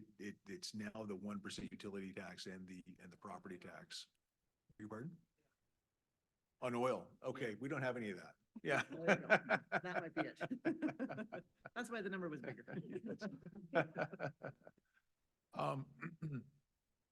I'll just mention here, oh, I beg your pardon, Mr. Chair, and committee, what we've got here is just showing the difference. So when we look at, and we've kind of, we've put everything in the categories that we see for the regional district. We've done that in order to allow for an apples to apples, to give a sense as to kind of what the total payment would be. On the first line there, general government, that's going to be the general government, RDOS general government that everybody will pay towards. So Area D pays towards it now as an electoral area, or portion of electoral area. Okanagan Falls does, excuse me. Okanagan Falls as a municipality would continue to pay it as well. The EA administration, the electoral area administration, that's for Okanagan Falls as an electoral area right now. As a municipality, we've kind of just used the same category to allow for an apples to apples. So we'd be going up quite a bit under that. Rural projects, grants and aid, we've assumed are the same. Service administration would come down quite a bit there because that's for some of the services that are just to Okanagan Falls right now as an electoral areas or a portion of Okanagan Falls. We wouldn't have those so much anymore through the regional district, so it'd come down quite a bit. And then the surveyor of taxes, we would no longer have that cost, and we would replace that with our own staff, and we've noted that in our $265 at the top there. So we've captured it all, we've put it into categories so that we can give a good comparison. But the overall estimate on what the difference would be is about $60 more under a municipality than under the regional district. Is that a wrap? That's a wrap. Ta-da! Any questions? Judy? That maybe Matt might notice. So would the municipality pay for the council person that will also sit on the RDOS board? Is that part of the That's a very- municipality's cost, or just will the RDOS pay that? Yeah, that's a very good question. There are some places, or there used to be some places where that was the case. It's now the case that the regional district pays for it. Oh, that's nice. Well, they are, remember, while they're there, keep in mind, they are sitting there they're appointed by the council, but they're sitting there as part of the corporate body with the fiduciary responsibility to the RDOS corporate body. So that's why it's paid for that. Especially nice for Penticton. Yeah. That has 5 members on the board. Okay, thanks. But some of those costs are recovered in what the general government costs that the regional district then distributes to all members. So those costs still come back to, well, Correct. you pay, yes. Yeah. Yes. And Penticton, for the 5 members it pays a lot under general government, so. Yeah. Any other questions? Matt?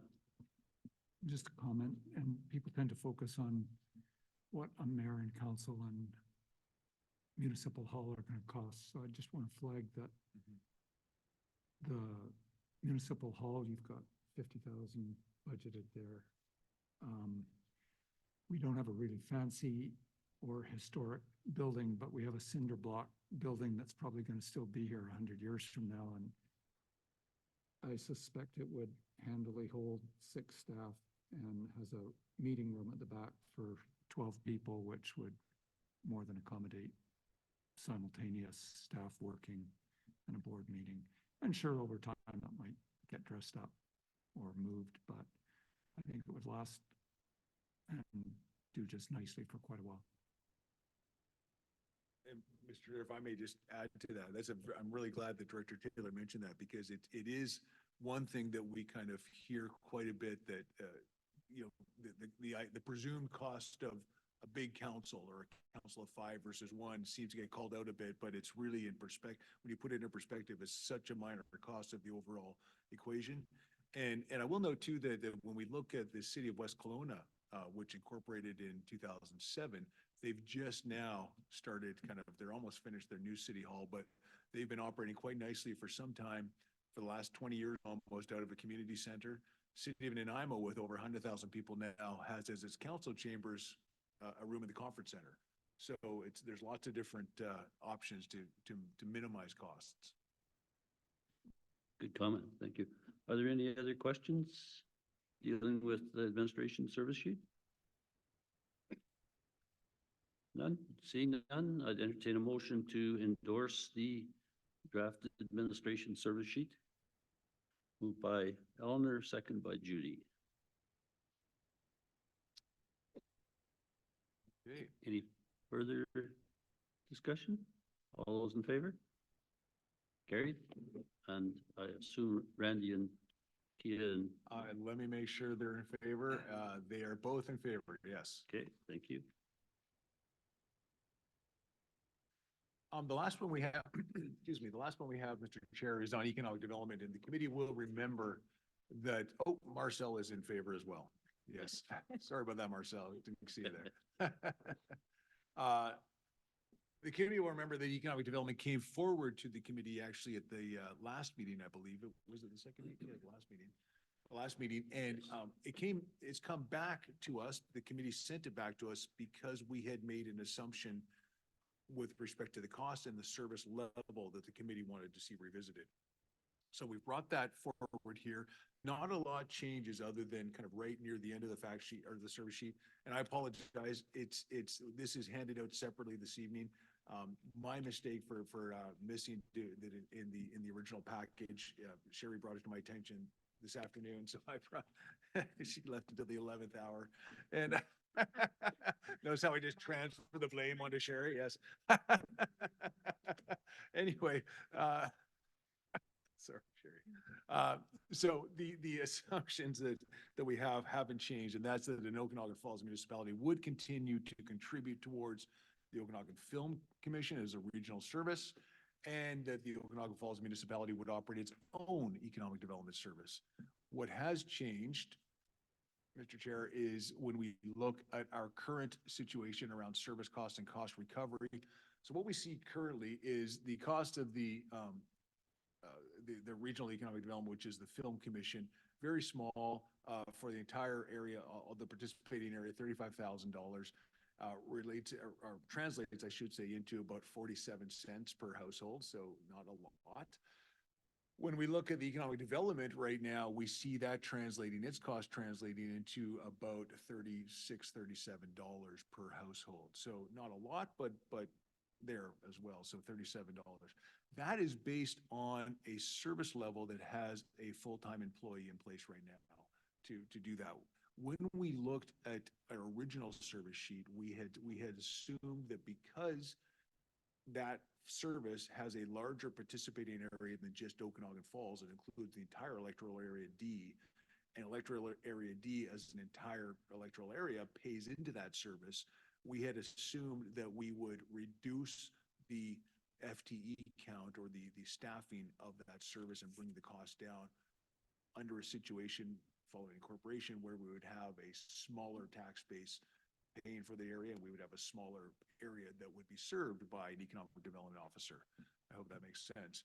The committee said, we're not sure about that. We'd like to perhaps enlarge or keep the staffing count the same at one FTE, one full-time employee, and look at what the cost would be if we continued to pay for that using a smaller tax base that would just be the incorporated area here. So we've done this here. We've looked at, if we look at RDOS here, the service cost recovery, the RDOS is both what we're currently paying and what was under the previous service sheet. Municipal is what would be under the new. And so we see an increase of about $23 under the new revised service sheet. So we've brought that forward to the committee. Thank you. Do we have any questions regarding this economic development service sheet that's come back? Alan, were we looking at this to look at what the cost differential would be, but still then thinking about whether your first assumption was the preferable one or the second one is the preferable one? Is that what we're doing right now? Correct. Yes. I'm with you. Thank you. Yes. Yeah. So we brought this, in essence, we brought it forward under the assumption that the committee had preferred the second assumption, that it wanted to have the same staffing strength, the same service just paid for by Okanagan Falls as opposed to the entire, what is today Area D. there any further questions regarding this service sheet? Seeing none, I would entertain a motion to endorse the economic development service sheet. Eugene, second by Kelvin. Any further discussion? All those in favor? Carried. Excellent. We've got, Sorry? Not? Sorry? So does that then give you an dev officer working for the municipality of Okanagan Falls? it does, yes. So 7. We don't have room for you anymore. Okay. Well, an dev officer is going to be out getting business. Yes.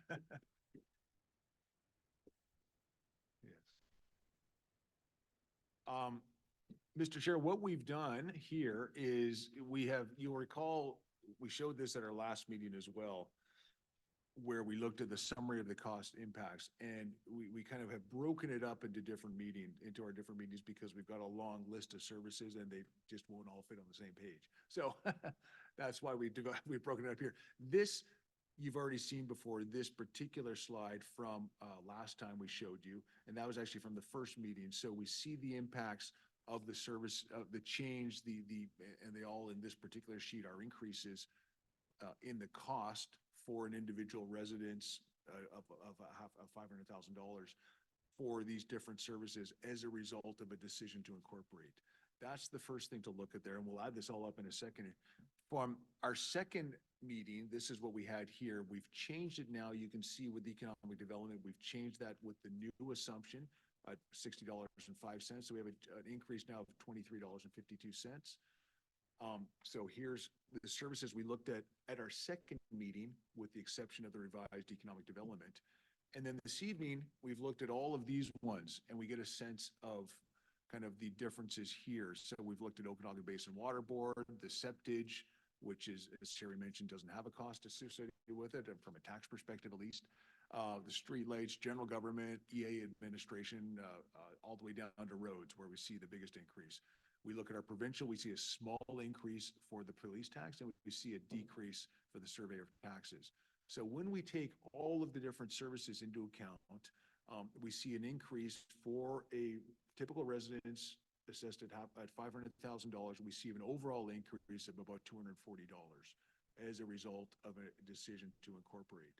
Now, before, just while you're kind of reflecting on that, I'll just note as well, as Sherry mentioned with the roads component, that there still is that annual capital cost that needs to be thought about in this context, and that the committee is going to be hearing from the province on, and thinking about how to deal with that cost going forward. Was there anything else we should? Yes, I beg your pardon.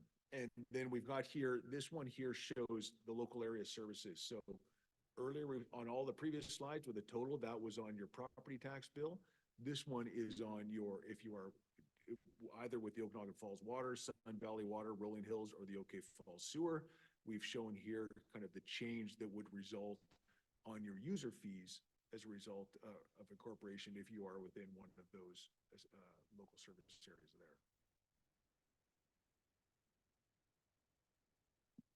Comments, anybody? Okay, very good. Thank you, Alan. Moving forward, is it time for Natasha? It is, and just before I introduce Natasha, who is waiting in the wings, as it were, I will just mention, and I'll mention it again when we get to the very end of the meeting, Mr. Chair, with respect to kind of, or when we start to look forward to the next meeting, but I'll mention it here. All of the costs that we have looked at thus far are the 2023 costs, based on 2023 budgets, based and actuals, and based on 2023 assessment. We're now in 2024. The regional district has now kind of passed its budget for 2024 and its 5-year financial plan. Assessment data, assessment figures are being updated, or have been updated, at least at a preliminary level. So we're gonna, by the time we go, we report out as a committee to the regional district, will be early 2025. What we'll report out at the end of 2024. And then if a recommendation is to proceed to an incorporation vote, then the province accepts that recommendation, it's going to be early 2025. In an effort to ensure that electors have the most current information possible or available, we will, in the coming weeks, we will be updating all of the cost data to the 2024 data. None of the assumptions will change. So the service sheets will remain exactly as they are, with the exception of new updated numbers put in. We'll bring that to the attention of the committee at the next meeting. But our intention is not to kind of revisit any of the assumptions or revisit the service sheets, simply to say all of the assumptions we made, all of the discussions we had with respect to these services and the 2023 data, we're going to hold and just use the new data to put that in. And Sherry would like to say something.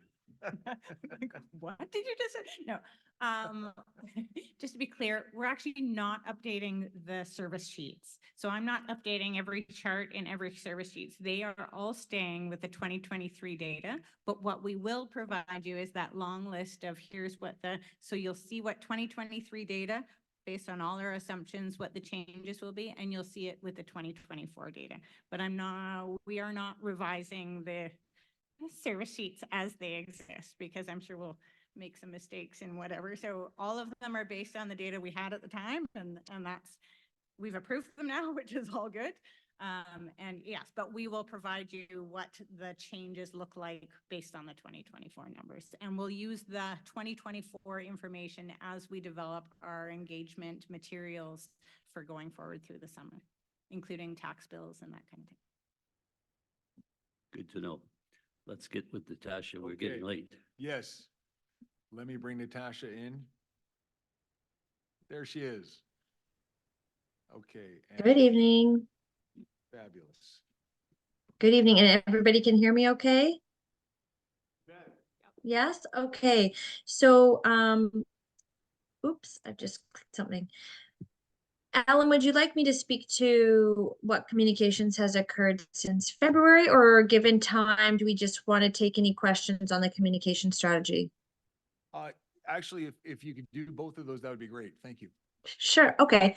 Well, nice to virtually see everybody tonight. And I'm just going to run through a summary of what we've done for communication on the Incorporation Study since the committee met last in February.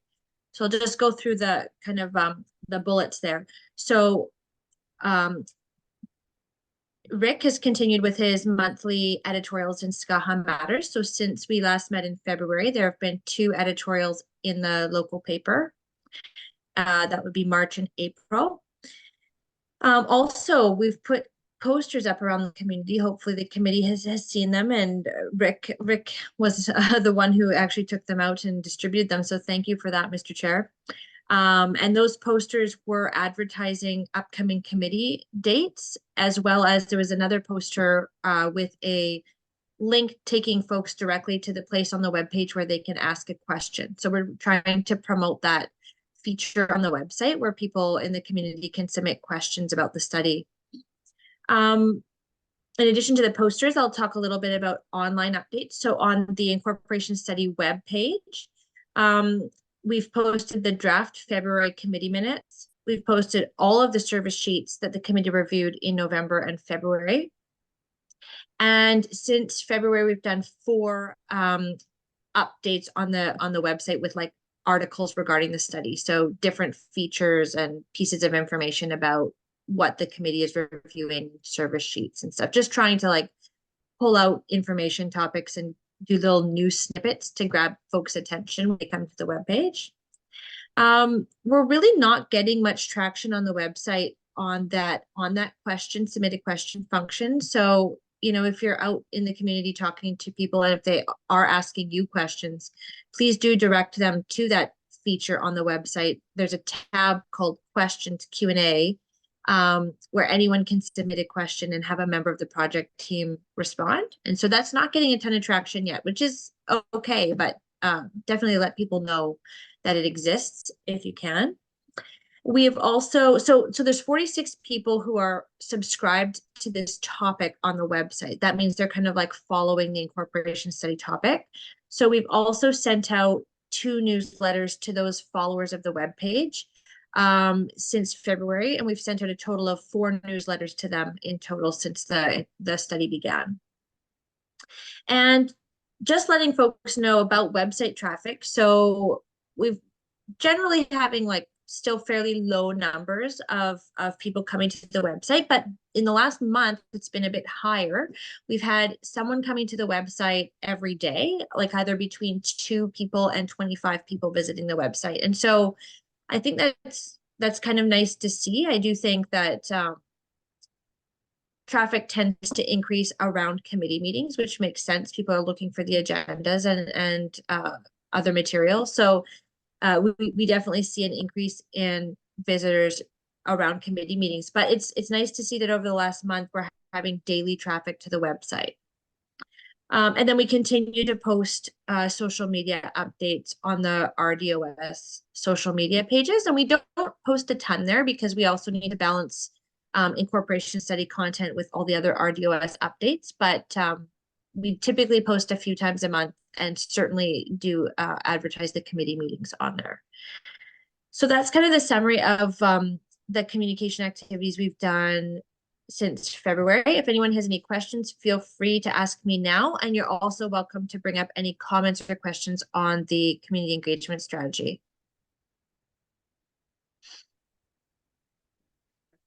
Okay, thanks, Debbie. So 2 questions. Is anybody tracking the amount of activity on the RDOS Facebook page?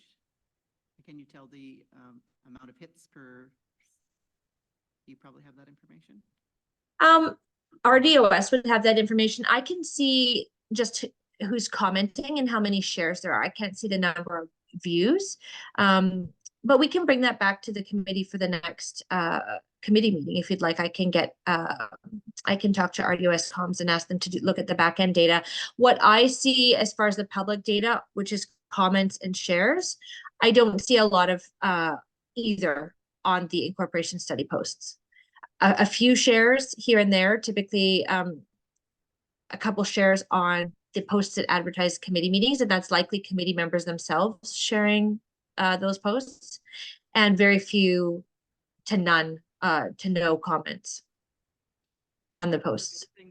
The other thing we discussed, and this was a few meetings ago, was trying to share that information, because I think community engagement is one of the biggest problems we're going to be facing. And any communities that I've been involved in the past, it's sort of the same thing. And I've been paying attention to what's been on the Okanagan Falls discussion groups and all the local sites, and I haven't really seen anything. Like, I haven't dived in and searched for it, but I thought the average person, I'm just curious what they're seeing and what they're hearing about. And I would say the average person's not really getting the information. So we probably need to take a look at how to move that in a different direction. Because if you're only getting, like, you're excited to get like 1 visit a day to the website, if we can increase that traffic by sharing it on the local discussion groups, are you able to do that, or should that be taken on by the committee? It would be best if committee members would share. Basically, like the best approach would be to take what RDOS posts on about the incorporation study and to share those posts into the community groups. I could join all the local community groups and go do that. I would be doing that as myself, as an like Natasha Horseman. And I'm not, so I like to encourage folks that I'm working with. If you're part of the community, like, whereas I'm not, you're part of the community, you're already part of most of those online social media local groups, the best thing is for you to take the RDOS posts and to share them into the groups that you're in, and to increase the volume of those shares by having multiple members of the committee do that. And if you guys, we can talk about this, if the committee isn't comfortable or using the social media local groups often, I could take that on and do that. But I do find it is preferable if it's members of the local community doing that sharing. And particularly each of you, because of your role on the committee, that way people within the groups want to talk about it, they're kind of connected to you as committee members. And just one final thought. So would that be your recommended way of moving sort of communication and community engagement forward, be on social media, or do you feel like there's another way to get the message out? Maybe I can, yeah, go ahead, Alan. Sure, thanks. I think that thus far, recognizing that we're in the technical analysis phase, we have been very soft and purposely so with our communications. We've been keeping people updated, but there's hasn't been a lot of outcomes to share. As we move now into the communication or the community engagement phase, and this is where we've got our community engagement strategy, looking through that, we can see all of the different tools and the methods that we'll be using now to connect with different audiences. So I think when we go through that, and if committee members haven't had a chance to go through that already, it would be good to kind of just understand that. When we see all of that and how that's going to kick off at the end of our technical analysis phase, that's going to really be where all of the different tools and methods and everything from open houses to increased social media to mail outs to all those things really kind of find traction and reach out to different specific audiences in the community. Yeah, and just building on what Alan said, like I really think in my experience, a multi-pronged approach is necessary. Social media has lots of limitations.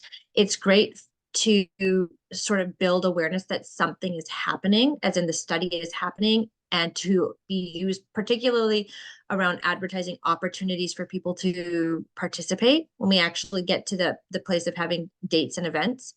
But some of those limitations are around, it's very difficult to have in-depth back and forth discussions over social media. Many people are not respectful in how they use it. And I find that it's not great for actually talking about issues and moving people out of positions. So I find social media is good for certain things, which is really around promoting the fact that this study is happening and where people can go to get more involved. But like Alan said, I think really one of the best tools for broadly getting this out there is going to be household mailouts that we do. The first one will be in June, and because that will be a document about the incorporation study and the process so far and some of the findings so far and the next steps, and that's going to go to all the households in the study area. And then there will be a second mail out that will go to all the households in the study area in the fall, combined with the in-person events and the newspaper and the social media stuff. So I think that I really appreciate your questions, and this is really helpful, Debbie, because I think, it's I get the sense that it's not sort of really a big topic right now in the community as well, just from the website traffic and from how, it being quite quiet on social media. So it's good to hear from you that that's also the sense that you're getting there, and to be thinking about how do we amp this up in the next couple of months. So I want to come back to something Debbie asked about though, and that is getting social media out into the local community, like Facebook pages, for example. So if you are on Facebook, committee members, please feel very welcome to take any RDOS post about the incorporation study and to share it into all your groups.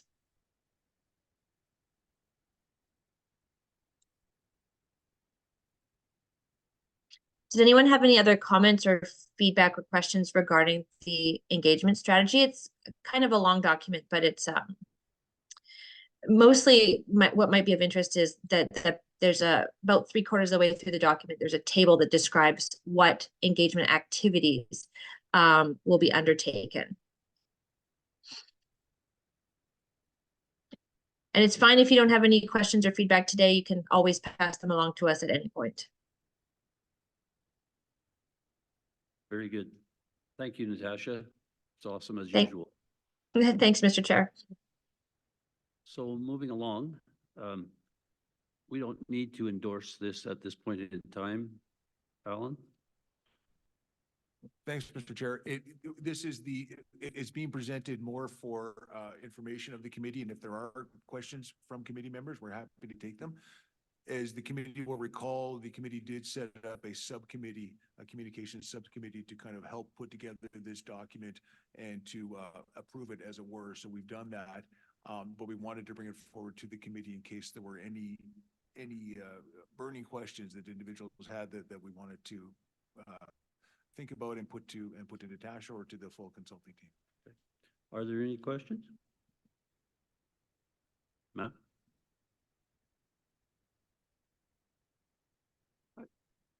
I've been on this bandwagon, I guess, since day one. I'm just wondering about timing. And I see, I know we have till 2025 to complete, but I'm just wondering, in order to have a really active, strong consultation, if we stretch it out long, it'll be like riding a bike with no air in the tires. And if we have it shorter and tighter and a little bit more, not urgency, but just active, I think we'd have much better engagement, and we'd potentially be done, like, is there any reason we can't do our community consultation over the summer? I know, yeah, okay, people have holidays, but so what? Yeah, they come here for holidays. And I mean, we can only have so many meetings, and you can't do that one anymore. So anyway, I'm just wondering if it's not possible to actively plan for getting the consultation done. I would say by September, but you know me, hedge that a little bit, however you like, but. And I guess the advantage of that would be potentially you'd have your recommendation into RDOS and on to the province prior to an election. Yes. And that's then done in their year as well as ours. Anyway. I can address that if you like, Mr. Chair. Thanks for the question, Director Taylor. We are in fact starting with the communication and engagement over the summer, and so that's good. And then we've got events running to kind of mid-fall, till November, that early November. At that point, we will be taking all of the findings from that engagement, taking all of the findings from the report, putting together a report for the committee. The committee will look at a draft report kind of in November and then, or early December, and then by the end of December, submit that to RDOS. And I believe the date of that meeting is December 17th or thereabouts. And so we're moving as quickly as we can. And I may just, the committee may recall that our initial time frame took us right into kind of, March, I think, of 2025. So we've tried to expedite it, try to compress it. So we'll definitely start the sooner we can. The sooner we can get it done, I think the better for the committee, better for the community. We want to make sure that we give the community enough opportunity to really get informed because it's such an important decision. So I think the other thing is that we need to get through our committee structure and get the service sheets out of the way and get the final offers on the table so we know exactly what we're talking about. Then we'll go forward big time. Having said that, are you wrapped up with, okay. Is there any, okay. Yes, that's very good. Are there any questions from the public tonight? Well, when we get finished our business, then we'll ask.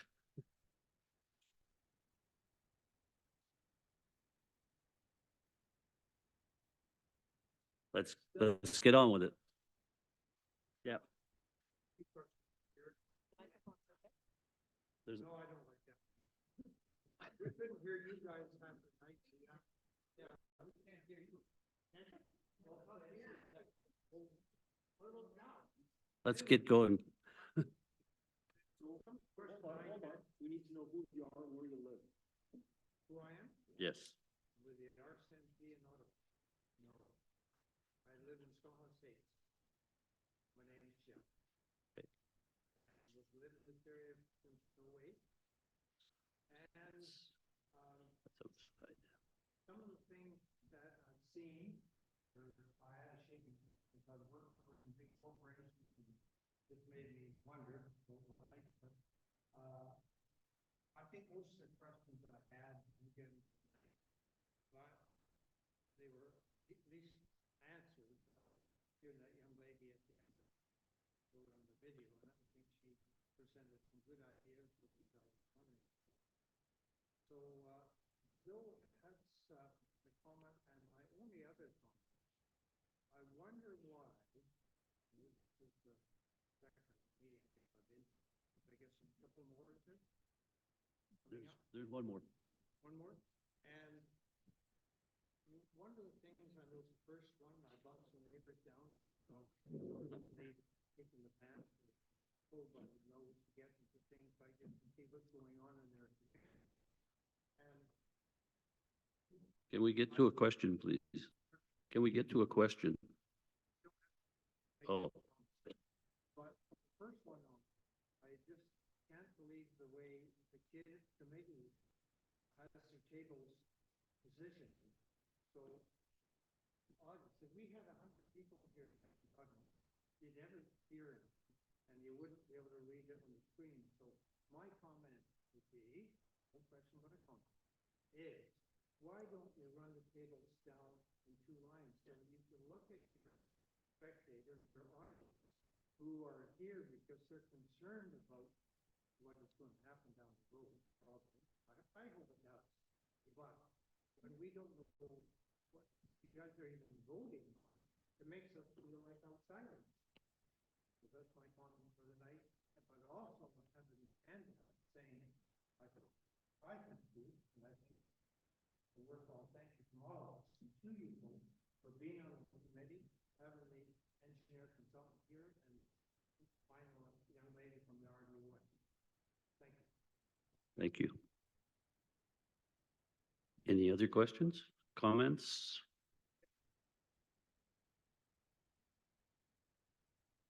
Richard Knox.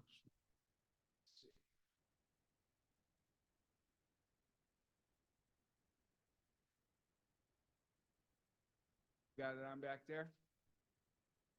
Testing. Oh, there we go. Richard Knox, and I live in the community. So I'm exhausted right now. I'm tired. I want to go home. But it reminds me that you guys on the committee are our heroes. Because this is 2 hours out of 1 month. And I'm exhausted. Okay? So you guys,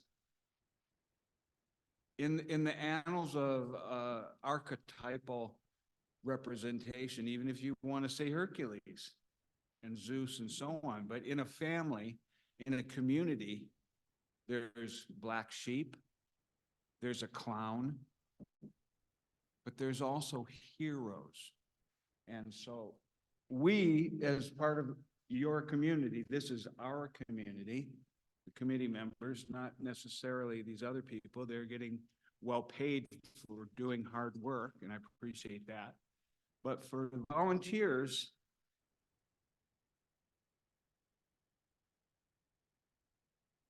I hope we get to applaud you one day. Okay? I really appreciate it. I know everybody here does. I'm surprised there's not more people here. But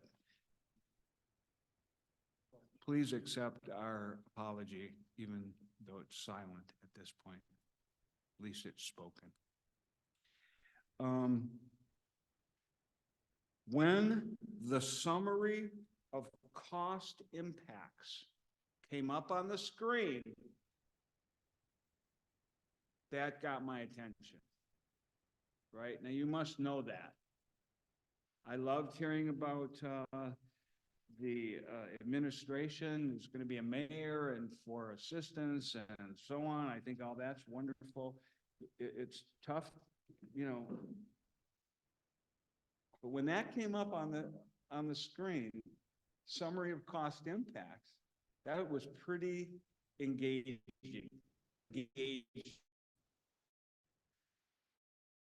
I was here in February. I was here at the February meeting. Unfortunately, I also came to the March meeting.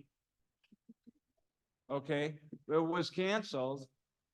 Sorry about that, but I read about it in the Skaha Matters. It told me when it was and what time to be here. So there's got to be better communication somehow. And it goes to Natasha's point.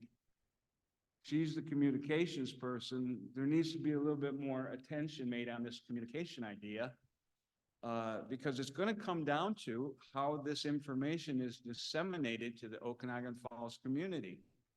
And we need to be really, really brilliant about that. That needs to be done brilliantly and creatively. And I hope there's some part of the budget that you're considering today, how that is going to work out. Who's doing the research about how to communicate this information? Because remember, 2022, or the last time there was a study, it was communicated very poorly. So I'm here to go along with the idea of the past is prologue. And so we want to be sure that that doesn't happen again. So part of We share your sentiment, by the way. pardon but me? We share your sentiment. Yes, okay, great, But- thank you. I'm But glad to hear that. The thing is that when we get finished with the information that we are disseminating, we will be sure to sell it to the community, or not sell it to the community, but give it to the community in a fashion that's understandable for everybody. Yeah, and I think that's worthy of attention. That's Yep. and the creative idea is also in there too. There needs to be some creative, interesting ways to present it, to get people's attention. I mean, how obvious was it to me personally then? Summary of cost impacts. That's the theme of the rest of my night. Good. You know, it's like, come on, man. So that was a very cool, those charts are going to be really interesting for people. Yes, they will. Let's see, I was going to offer Natasha something, but I think that is something that that Alan said, that there's more to come down the road of information to be gleaned in this process. And so it's probably not quite correct to get on Natasha and tell her there's lots of other ways to communicate. But there's not enough to communicate yet, right? Okay, thanks, you guys. Thank you very much. Are there any others?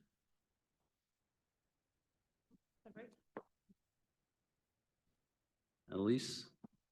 Thank you all very much for all your time and efforts. I agree. It's been a journey, so thank you. My name is Annalise and I am here in Okanagan Falls. Our family's had a place here for about 35 years. I've been a permanent resident here for about 3.5. With Natasha's comment, I disagree with her strongly with regards to the community's not interested because they're not responding on Facebook or her webpage. It's very much a subject of topic of conversation in our community about the incorporation. So somehow she needs to be heard, or people in our community need to be heard. It's not my job, but somehow it's got to be done. With regards to the highways, you had pointed out the 7th and Maple strip there that needed repairs or was an area of concern. Will the neighbors be advised by highways or by any of these adjustments that are being done within the budget? And will they have a say on that? As an example, if there's roads that'll be calming where they'll be blocked off or one way.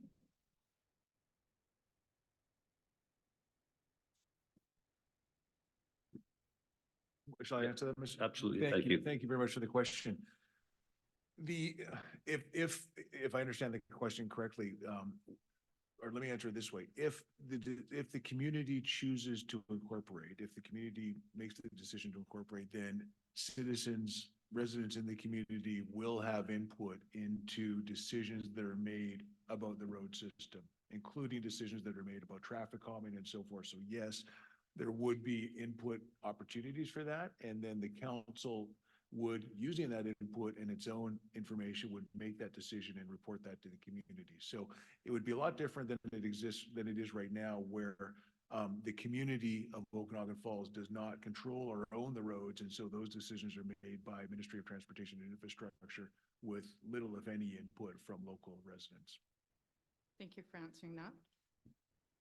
On that note, so if there are some of us in the community that are not included in this highways improvement project, are there ways for us prior to incorporation or through incorporation that if we want to incur our own costs within the neighborhood for sidewalks or lighting or other repairs such as potholes where there's heavy traffic from commercial vehicles, are we able to advocate and get that done within our own neighborhood?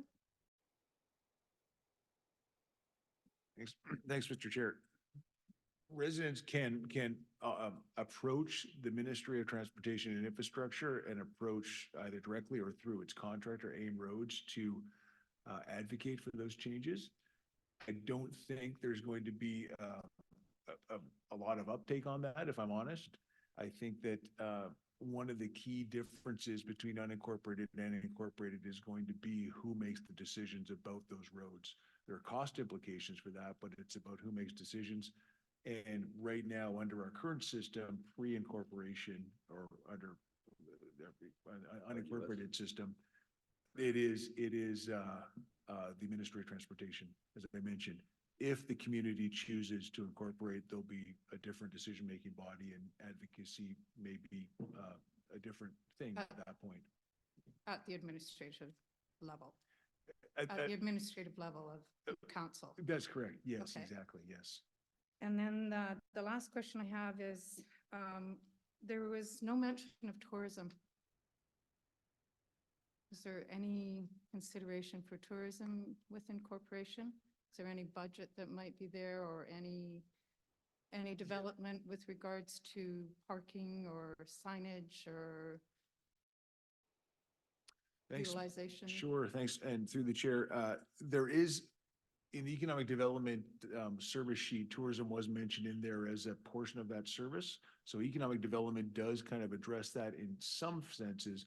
It was also noted in there, however, that there is the potential, for example, for a municipal regional district tax or a hotel tax that is used to fund destination marketing types things and destination development type things. And then the council of the day could always choose to make investments that are beneficial to both residents and tourists as well. So it's in there. It's the mentions in there, but it's not separated out as a separate service. We've got it under economic development. Okay, and the very last comment I have to make, and I don't know whether this would be inclusive in something for incorporation, but our beach used to be one of the top beaches in Canada. And now that we have the Astors there, is there any budget that might be created for our community to remove those? Or is that something that our community would have to incur separately outside of any incorporation? I'm not sure of the feature there, the Astors, but I, but I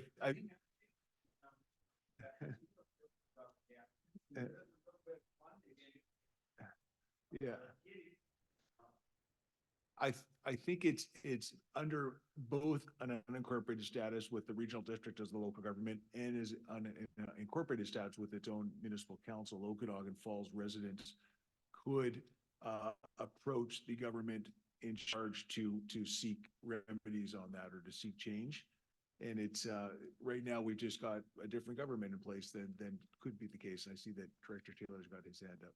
Okay, I appreciate that. I mean, some of my questions are a little bit off base, but I have a high-profile corner area where I have a lot of conversation with the community and with tourism. And it's nice to have some of these questions resolved while we're all here and present. So thank you very much.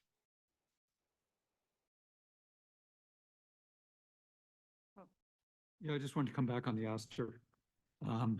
There's several people at this table who've spent a couple of their volunteer time for a couple of years on this.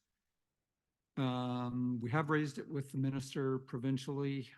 We do have the door open a little bit more than we thought it was. We have been invited to discuss it further with them. So now we're trying to get our staff at the regional district level to talk to the correct staff within the minister's department. But having said all that, it's not going to go away. We might get a smaller footprint and we might perhaps make it look more attractive and more of an interpretive site than an unkempt site, which honestly, most people think it looks like right now. So if we can do that, I'd say that's a win.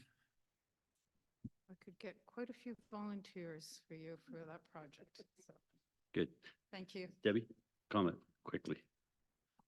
Yeah, just a quick follow-up, and that's good, Matt, what, you know, that you brought some attention to what possibly can happen. But all of your comments, I think you'll probably see more success if incorporation goes forward, because it's a smaller group of people and you can address the issues that are important to you, that are just okay fall issues, or, you know, issues specific to a street, specific to a beach. That will, you know, I think that all you brought up will likely have more, you'll have more of a voice in a small, within an incorporation than you will the way it is right now. Thank you. I think our whole community needs to hear that. Appreciate it. Okay, thank you. Any other comments?